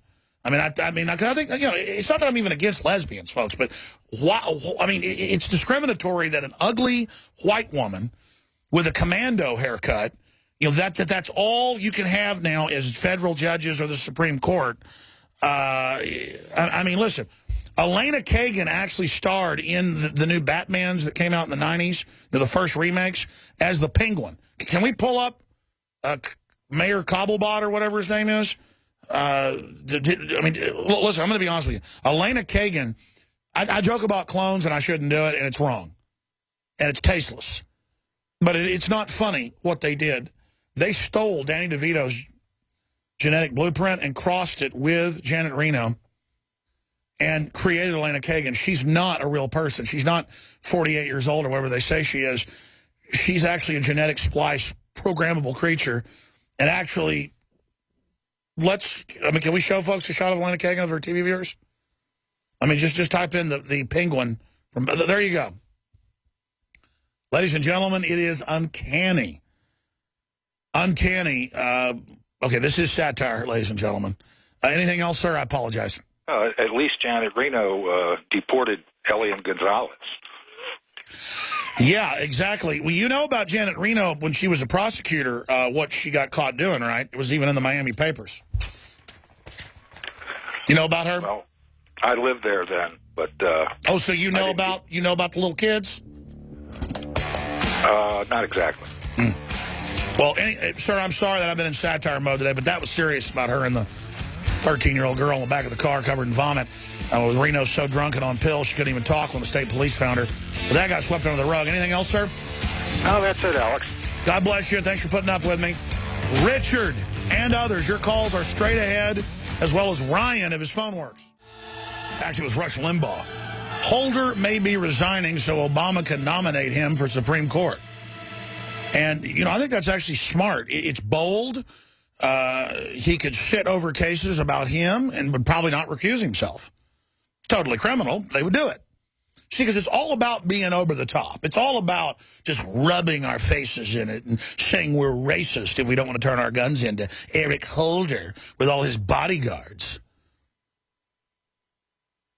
What a bunch of disconnected weirdos, all their political correctness. You don't like me because I'm black, and you don't like Kagan because she's a lesbian. No, I don't like Kagan because she's another authoritarian dirtbag with bodyguards that wants my guns and was involved in all sorts of corruption and bizarre court cases, violating people's rights because she's an authoritarian. And I think it's discriminatory now that you can only have lesbian women in charge of things in government. Let's go ahead and talk to Richard in Pennsylvania. You're on the air. Go ahead. Hi, Alex. been listening to your show about for a year and a half now. I'd just like to say that I'm actually taking a major in information technology over at a major technology college over here in Pennsylvania. Now, I've seen a growing trend of the NSA and other institutions trying to recruit people within the field of IT in order to... Oh, yeah, there's a giant Manhattan Project on steroids program just where everything will be the NSA or these agencies and just ubiquitous spying at every level. Yeah, and it's definitely disconcerting because I'm even seeing it going into cultural Marxism, trying to get women who don't even want to get into STEM majors in order to recruit them to build these giant databases for the NSA. Oh, yeah, when I bring up women, it's because secret documents just came out with the video game makers, Sony and Microsoft, being advised by, quote, top feminists. There's an article out today about, in a study, women want a man that makes money. Well, now the men are being phased out to have jobs, and any state-run system is trying to put women in charge of things, but only to break up any human community. And then they tell women, carry out this authoritarianism because it empowers women. Or, you know, we need women for the NSA. Join the NSA. You know, you'll violate people's rights. That'll show the men. And so, yes, it's an attempt to totally scramble the culture, not to empower women. And so they sell it all as, you know, it's girls against the guys and vice versa. And then the women are 45 desperately trying to get a guy. And, you know, but she's just not happy with the construction worker husband. You know, she's making $200 a year. He's making $50 a year. And, you know, she wants a man, but at the same time, she wants to boss him around, but it doesn't satisfy her. So then she goes and gets a pet that does whatever, you know, she says, and then she hates him. And then she goes out and gets her a woman, and that doesn't satisfy her. And then she's 60, and that's, you know, she doesn't have kids, doesn't have jack squat. But, hey, she worked for the government. She's powerful. Yay. I hear you. Good to hear from you, Richard. Ben in Missouri, you're on the air. Go ahead. Hey, Alex. How's it going? Good. First of all, just wanted to say, I know he doesn't understand yet, but happy birthday. My son's 1 year old today. Very healthy, climbs on everything, and he's not vaccinated because I'm deeply racist. You know, the word son is a little bit politically incorrect, like American flags are, or brown bags are racist in Seattle. So let's just not call him, let's be gender neutral. You have a human resource bot, 1 year old being scheduled for programming for unification with the great mothership of the great state. Oh, eugenics, I love you, Obama. Exactly. My offspring is 1 year old today. It's not your offspring, it's the state's. MSNBC said so. And a black woman said it, so it's racist if you don't agree. The state runs the kids, racist, white scum. Go ahead, sorry. Absolutely, no problem. So first of all, I was down in Austin a few months ago, and on our trade publication, I was at the American Association of Physics and Medicine conference, and in our trade publication that month, it said that nanosilver particles actually fight cancer. So documented scientific research. I don't care what scientific research says. Okay, the polar bears can't swim. They're all dead. Al Gore said so. Silver does not help anything. It does nothing to fight microbes. Nothing. It's a conspiracy theory. Yes, anything else racist? Conspiracy theory. Yes. And I also wanted to say, speaking of people who look like other people, Dianne Feinstein, I think she was in Kindergarten Cop. She was the villain in Kindergarten Cop. And well, you know, I saw a horse's butt one time that looked like Dianne Feinstein. I'm serious. I'm not trying to be mean here. I mean, it was a dead horse in the ditch, and there was flies all over the place. I'm sorry. I was having a flashback to Dianne Feinstein. Thank you so much, sir. Thank you very much. We're on the march. Get serious in a minute. The Empire's on the run. Okay, we're going to get serious. Alex Jones and the GCN Radio Network. Straight ahead. According to FBI crime statistics at FBI.gov, no one died in 2012 in Sandy Hook. It shows no homicides in that town. And that story by Adon Salazar is online at Infowars.com. We'll put that on screen, show some screenshots of those statistics for TV viewers. Again, radio listeners can go there and pull that up for themselves. But Wolfgang W. Halbig was a state police officer, then a customs enforcement officer, and then he went on to head up major university security, and then he runs one of the biggest school security, both college, but also K through 12 security programs.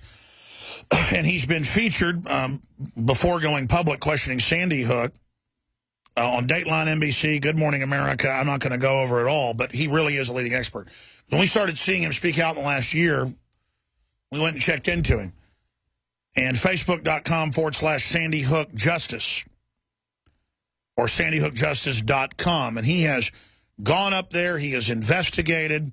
I want him to briefly recap. And by the way, if he wants a bunch of business, this is the opposite way to do it with government contracts to go and stir all this trouble up. And he's explained, I mean, he's been visited by the feds, he's been threatened, and that's when he really turned the heat up. So as an investigator, he knows when people are acting scared. They told him, they said, just stop looking. You need to quit looking, buddy. If there wasn't something there, they just laugh at him. And you look at the videos of the kids walking in circles in and out for the news cameras, and they come right out a minute later, it's the same ones, and you know, they catch an anti-terrorism guy out in the bushes and say they didn't, and no, emergency helicopters were sent. And you've got the green screens with Anderson Cooper's nose disappearing, and it just goes on and on, on and on. On and on. Perfect timing. You got Bloomberg sending the email out the day before to get ready for a big event. That's mainstream news. But now, and again, we're going to pull the article up and put it on screen. In fact, if you scroll down, guys, I'll give them the headline. Thank you. FBI says no one killed at Sandy Hook. Agency publishes crime report showing 0 murders occurred in Newtown in 2012, even though that happened in December. And that's from the FBI crime statistics, which are unusually accurate. They're some of the best statistics out there. Don't believe me, just look into it, because they're compiled locally. Now, you could say it's a mistake, but it just adds to everything, and Wolfgang has been back up there. He's doing a serious investigation. He's been getting stonewalled, but has learned a lot. So, Wolfgang, recap the basic anomalies, and then give us what happened in your new investigation, and then let's talk about this new piece of evidence. Is it important, or can we get a response from the FBI? Thank you, Wolfgang, for joining us. Well, you know, I did get a response. I called the New Haven FBI offices, and their response is, well, they've been asked by the Connecticut State Police not to put those numbers on their data sheet. Now, when has the state police ever told the FBI what to do? I mean, that's just unheard of. And, you know, you got to remember President Obama called the director, Robert Mueller, in those days, and he told Director Mueller to take direct charge of the investigation at Sandy Hook. Now, today, because people have the courage to share this data with us, can you imagine no murders in Newtown in the year 2012? The FBI has to keep accurate records. They keep it for the whole country. Why do they do that? Because that's how the federal government allocates grant monies to states so they can fight violence. Now, here, Sandy Hook, they've already got over $200 million. For what? There's nobody who died in 2012 in Newtown. Incredible. What do you think's going on here? And then let's get into your new evidence, your second leg of your investigation.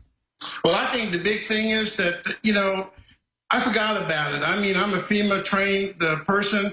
I really forgot about the Homeland Security under, there was a Senator, Lewman. He's the one that was in charge of putting FEMA and Homeland Security under one umbrella, and they came up with this word capstone. Alex, the American people need to wake up and listen to what these exercises are. If Homeland Security, FEMA capstone exercise, it starts at the White House, at the president's desk, goes all the way through Congress, to the Attorney General, down through the FBI, all the way to the local government. It is a whole community event. And I think that's what happened at Sandy Hook. That's why when I just did a workshop for 200 school board members, and you know what they asked me? Well, how does the whole community involved in this? How in the world can you get a community that engaged? It's a capstone event. There's so much money now flowing into Newtown. It's unbelievable. And if you've got control of the FBI and the agencies and the media, that you get them all involved in the corruption up front, it only involves really a few of the main controllers, maybe I would guess 100 people or so. And then everybody kind of saw the kids and saw a simulation, just like the Boston bombing.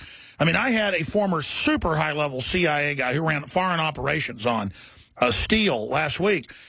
And he said, bottom line, and not just from the evidence, but from his sources, he said Boston and Sandy Hook were staged. Dr. Steve Pachinik ran the Camp David Accords, wrote the books with Tom Clancy. He's the Jack Ryan character. He's been in combat situations at least 10 times. And he said day one it was staged. I mean, these are heavy hitters saying this. Pachinik ran psychological warfare for the CIA, basically, in the Pentagon. He was above it from the State Department. Anybody that knows the State Department runs those. Runs the Army, you name it. That's where the actual orders come from. I've got a cousin in Black Ops, and he said, your show's absolutely accurate. Our orders come from the State Department, not even from the Pentagon. And so I knew it stunk. I mean, why would Anderson Cooper turn and be a green screen and his nose disappear? Why would they have kids going in and coming out clearly staged? I just didn't. Early on, I said, well, they had to have killed somebody. I mean, this doesn't make sense. Then parents come out and start laughing and then turn to the camera and cry.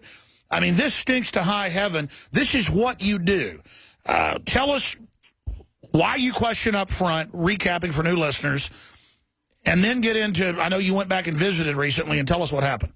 Well, you know, the big thing that we found is we actually found the only footage, live footage, shot by a helicopter. It's the only footage, Alex, that has a timestamp on it when you see the people chasing each other in the woods. Remember, that's what CNN really did. They try to hook everybody, and they're showing these people running and running into the woods because guess what? They announced that a teacher just reported seeing two shadows running by the gym. Well, Alex, that footage was not shot till 12:23 in the afternoon. Now, why would you chase somebody in the woods after lunch? The school was safe and secure by 10:35. These are all scripted events. These were events that were specially shot, filmed, choreographed for CNN to have fun with it. Absolutely, and we caught them with the blue screen, and CNN's been caught faking stuff before. But let's go back to the beginning. As a top, I mean, you got to be in the top 5 on record experts on school security in the country. You buy into it at first. I mean, I remember you saying that, and then you start to have questions. Bought into it. But you know what? When I woke up is when I realized there were no trauma helicopters. At Hartford, they could have put trauma doctors knowing that. You got a bunch of kids shot? You don't even ask questions. Default helicopters launch. They're gone. You know what? And the thing is, I even called Lifestar. What upset Lifestar is they never got a call, even asking them to stand by. And then, you know, and who announced who said that all these children and teachers are dead within 11 minutes? That's unheard of. Well, it was like Breitbart. Within 1 hour of him going to the hospital, they announced he was dead, natural causes. Yeah, but who does that for children? You know, the pediatric protocols tell us that if you have a child who's shot at home or in the school, boy, you transport him and you get him to the hospital as quickly as possible. That never happened. And then we're, like you said, we're the 600 other kids. We can't find 600 kids. Where are they? I mean, why did they tear the school down? Why didn't they let anybody in? Why are they keeping all the records so secret? Well, I think because, you know, people forget. On the headlines in the Hartford Courant, they showed where Sandy Hook was loaded with toxic. It was a toxic waste dump. Alex, it's a toxic waste dump. Who would send their children to that kind of school? And that school, based on the photographs by the crime scene technicians from the Connecticut State Police, it is the filthiest, the most deplorable school that I, as a principal, have ever seen. Sure, it was only used as a cutout. It had been closed until right before they reopened it for this event. And that's why when I do my FOIA request, one of the things I've learned as an administrator, show me the work orders beginning May the 1st through December the 13th, 2012. Show me the custodial. Show me that there's nothing. It's a cutout. There's nothing.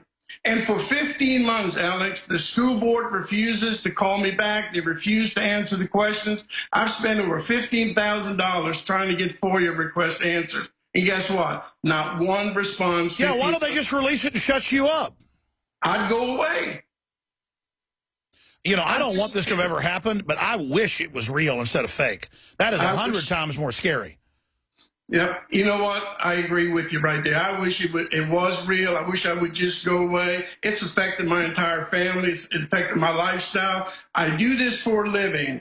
And, you know, when people ask me, I've got to tell them the truth about what happened. I was at Columbine. We learned active shooter training. I see nothing at Sandy Hook that even remotely looks close. In fact, I was looking you up. That's why you were on Good Morning America and all this stuff. Didn't you help develop everything we see today? Yes, emergency management plan. We came out with the first color-coded emergency plan. We sold it across the country. Even where Obama sends his kids, Sidwell Friends, they actually bought this emergency management plan from me. And, I mean, now they have Secret Service, of course, but I've been in 1,000 different school districts all across the country. And let me guess, coming out with something, I bet this has cut into your business. It has. I've been blackballed. See, you're the perfect witness. You got this great record, national expert. You see it, you have integrity, you tell the truth, and I bet it got you blackballed. But it didn't get you blackballed with God, though.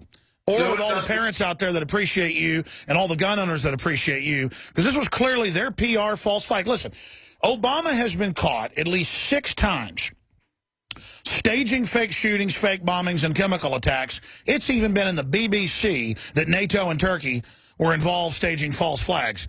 This is mainstream news. So if they'll stage false flags or launch a chemical attack that kills civilians to blame Assad and the army, would they stage something in America to get our guns?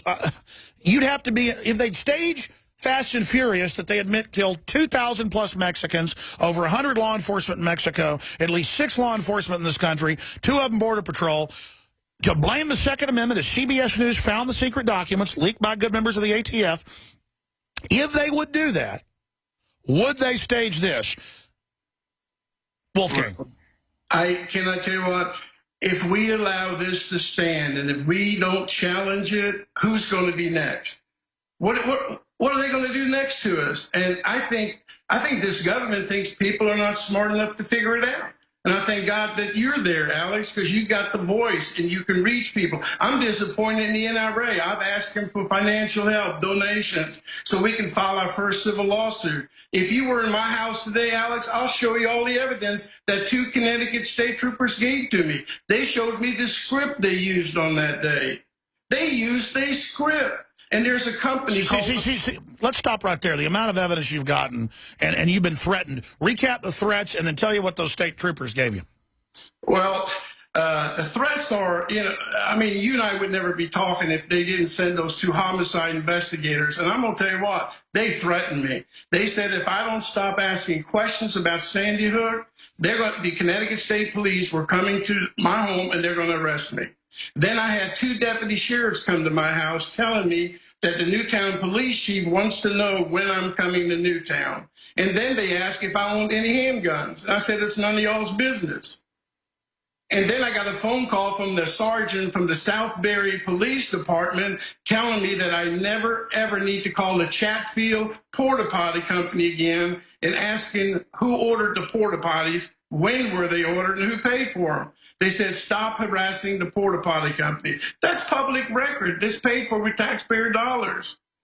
They're trying to block your investigation. Every step. And I think, Alex, we do have a solution, and I just hope people would help me. I was hoping the NRA would help us. I was hoping Larry LaPratt would step up. And the civil lawsuit is going to expose it. And we're going to talk about that in the next segment, but let's get into what these state troopers gave you.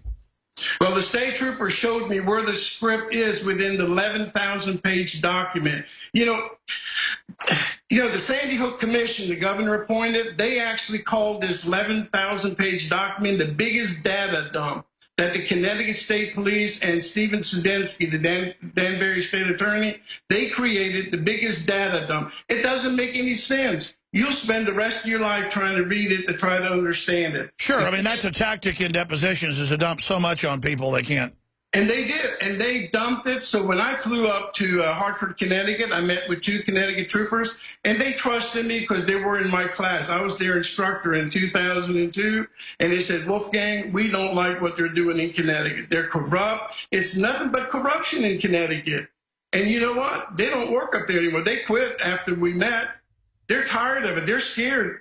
They've got families, they've got kids. But dear God, they told me about Capstone. They told me about the scripts. They showed me where the evidence is. They showed me the pictures about Shannon Hicks and how she could not have taken those pictures on that day. I mean, thank God these guys trusted me. And as you dig deeper, what else are you discovering? Well, what we're discovering is that sworn affidavits by Connecticut police officers, they're actually lying under oath. Now, being a former state trooper, I'm going to tell you, Alex, I would never do that.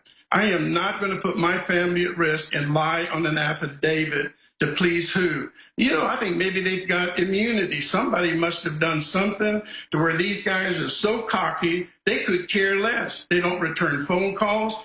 But I tell you what, there are 16 Connecticut state troopers who lied under sworn testimony. And I can prove that because, Alex, picture this. 16 of them said they crawled through that shot-out glass window on December 14, 2000. You can see the window that nobody's crawled through it, and nobody could because it was shattered glass. It would all fall. Right. It's 42 1/3 inches high, 35 1/3 wide. There's these SWAT teams and Connecticut, these are big guys with their weapons. Midgets couldn't go through there without knocking it down. All right, so now what do we have? We have 16 people with sworn affidavits who outright lied, which is a felony. Now, guess what? What do we do with that? We need to take them. This should be enough evidence to start a grand jury. I just need help. I need the voices. I need help. And now with the FBI data showing that there are no murders in Newtown, I mean, come on. This is common sense. Incredible. We're going to come back and talk about how folks can support you. And I do want to send some reporters up there with you as part of an investigation soon. Wolfgang is our guest. SandyHookJustice.com supporting. He has a lot of courage and a sterling record. He's putting it all on the line to expose what we all know is pure bull. Flagship product that's so hard to get. We haven't been out of it for 12 months. A small portion of it has gotten in and will sell out in the next day or so, probably quicker. But if you want to get DNA Force and other InfoWarsLife.com products, InfoWarsLife.com, and your purchase helps fund this whole operation, and it takes a lot of money to run an independent operation. We're not taxpayer funded like NPR or MSNBC that most folks don't know is partially taxpayer funded. We get zero taxpayer money, ladies and gentlemen. It's all free will. And a product I'm really proud of with the winter coming up and all the stuff that's going on is Lung Cleanse. Go read about this product. It's so easy to use. 3 shots in the mouth and then inhale. Just a little bit, then goes down in the lungs. Amazing. InfoWars Life Lung Cleanse. InfoWarsLife.com or 888-253-3139. That's 888-253-3139. Going back to Wolfgang W. Halbig, one of the top school safety experts in the country, who just looked at this and says the whole school's a cutout. It's completely staged, and you add all the other evidence to it. It's really overwhelming. Wolfgang, talk about how you can file a civil lawsuit here, where your investigation's going, but also how people support you, and how did they think they'd get away with something this big, this brazen, this obvious? And I think it's been a bloody nose to them, and I saw national polls where a large group of people don't believe it. Videos all over the web with tens of millions of views a piece in some cases, showing the evidence it's a hoax. I mean, I think this teaches them not to stage stuff. Well, now, you know, for the first time, Alex, we actually have the script. And there's a company called Obsidian that works out of Washington, D.C. Now, that is probably one of the most powerful organizations you need to check out because they're writing all of the scripts. You know, whenever FEMA or Homeland Security has a major crisis or problems, Benghazi, these people are out there writing the scripts. Funny name, you know, Obsidian means black. Well, can I tell you what? Now, they're a scary group, and you need to check them out. They wrote the script for Sandy Hook. And when you read the script, you've got lead actors, you got supporting actors. I mean, everything falls into place. You don't even see the chief of police, the captain, and 4 lieutenants. You don't hear a word from any of those until an hour and a half into the shooting event. Sure, I want to be clear about Obsidian, though, because I've heard of the group, but I'm not saying they've done anything. It is creepy. It's a black pyramid's their symbol. But if you expand on all this, it's like Hollywood's been asked to write scripts that the CIA later uses in real operations. So they're writing the main scripts, and then they're getting picked up. I mean, that doesn't prove that they somehow were involved just because they wrote the script, right? Well, I'm not saying I can't prove that they did exactly that, but when you look at Obsidian, I saw their name in the 11,000 pages, and that's where I tied them together. Now, how did the word Obsidian show up in that type of police report? I mean, it just doesn't make sense. It's a super creepy name, super creepy symbol. Well, when you look at management staff of Obsidian, that's a powerful group of people. Their pictures are posted, their backgrounds. That is a very powerful group. Well, I know this. I've seen CNN and others run hoaxes. I've seen the White House do it, and it's getting more blatant. So I think something would be wrong with us not to question all these. And then you look at the green screens and just the lies and the fake videos, and you're really sure, though, nobody died? It was a total cutout. I'm telling you, nobody died. And you know why? I'm going to tell you this. I've been a school administrator for 30-some-odd years. When I have a child with a broken arm, or I've got a fight on the school bus, or a child's been stabbed or shot, the first thing we get ready for are lawsuits. Alex, if there would have been just 2 or 3 lawsuits filed by the parents or loved ones who lost someone that day at Sandy Hook, I'd go away. Oh, there'd be 100 lawsuits right now. I didn't even think of that. Well, there's no lawsuits. It's like a Manhattan Project simulation hoax. I only 5 more minutes. Overdrive, Infowars.com/show to find it. Subscribe to the Nightly News. We're fearless, folks. Support us. Support Wolfgang. Today. This is not a game. They are hopping mad. We're covering this. CNN admits they did fake Scud attacks on themselves back in 1991, 1990. Would they stage this? I don't know. The penguins live in Antarctica? Wolfgang W. Halbig's our guest, former state police officer, then worked for the Customs Department, and then over the last decades created one of the biggest, most successful school safety training groups, and he just has gone and investigated, and it's as phony as a $3 bill, and they've been... But, man, Wolfgang, you dropped a bombshell of your scores of points, your 16 questions. If you've got a school of 100 kids and then nobody can find them, and then you've got parents laughing, going, ha, ha, ha, and then they walk over to the camera and go, and I mean, but not just one, but a bunch of parents doing this, and then photos of kids that are still alive, they said died. I mean, they think we're so dumb that it's really hidden in plain view. And so the preponderance, I mean, I thought they had some scripting early on to exacerbate and milk the crisis, as Rahm Emanuel said. But when you really look at it, where are the lawsuits? There would be incredible lawsuits and payouts, but there haven't been any filed, nothing. I've never seen this. This is incredible.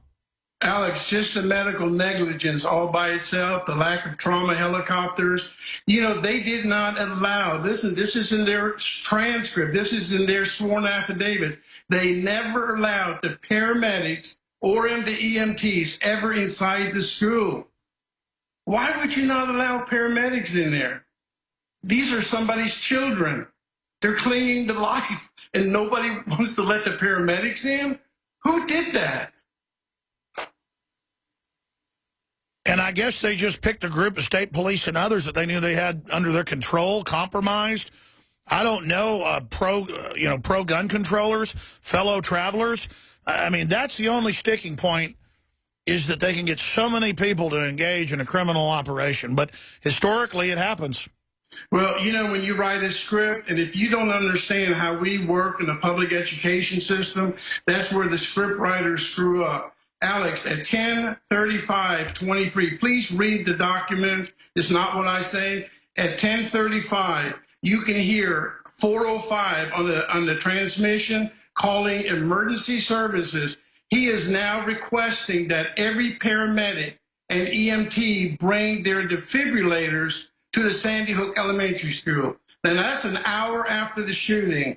Now, why would they need defibrillators an hour after the shooting, and the children have already been declared dead within 11 minutes? Why are they requesting defibrillators? They didn't do the script in order.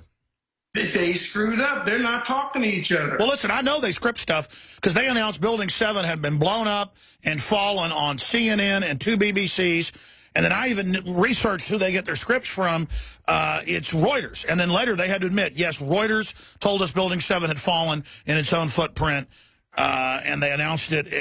They got time zones scrambled. I mean, it's just incredible. It's incredible.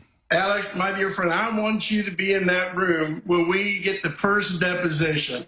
I want you to look at the person that we're going to go after, and you're going to be amazed, and I think you can share that with all of your listeners. I mean, you're a great voice out there, but you need to be a part of being in part of that room in the deposition. You'll be amazed. How long until you do this lawsuit? Well, it depends on the funding. These attorneys want, monies up front. I've already spent $15,000. I'm going to file it anyway. I don't care what. I'm going to finish this. They shouldn't have come to my house, and now I'm not going to stop. I'm just not going to stop. So they made a mistake pushing you. They should not come to my house. They shouldn't have threatened me right before Christmas. You scared my family. I mean, you got to be kidding me. I'm a former state trooper. I would never do that to you. Well, that's what tyrants always do. They push a little too far and find out people weren't scared. We were just reserved. And then the boys from the men are separated, and the thugs always fall. SandyHookJustice.com. Folks, get in there and help this investigation. Fund it. Wolfgang, we'll talk to you soon.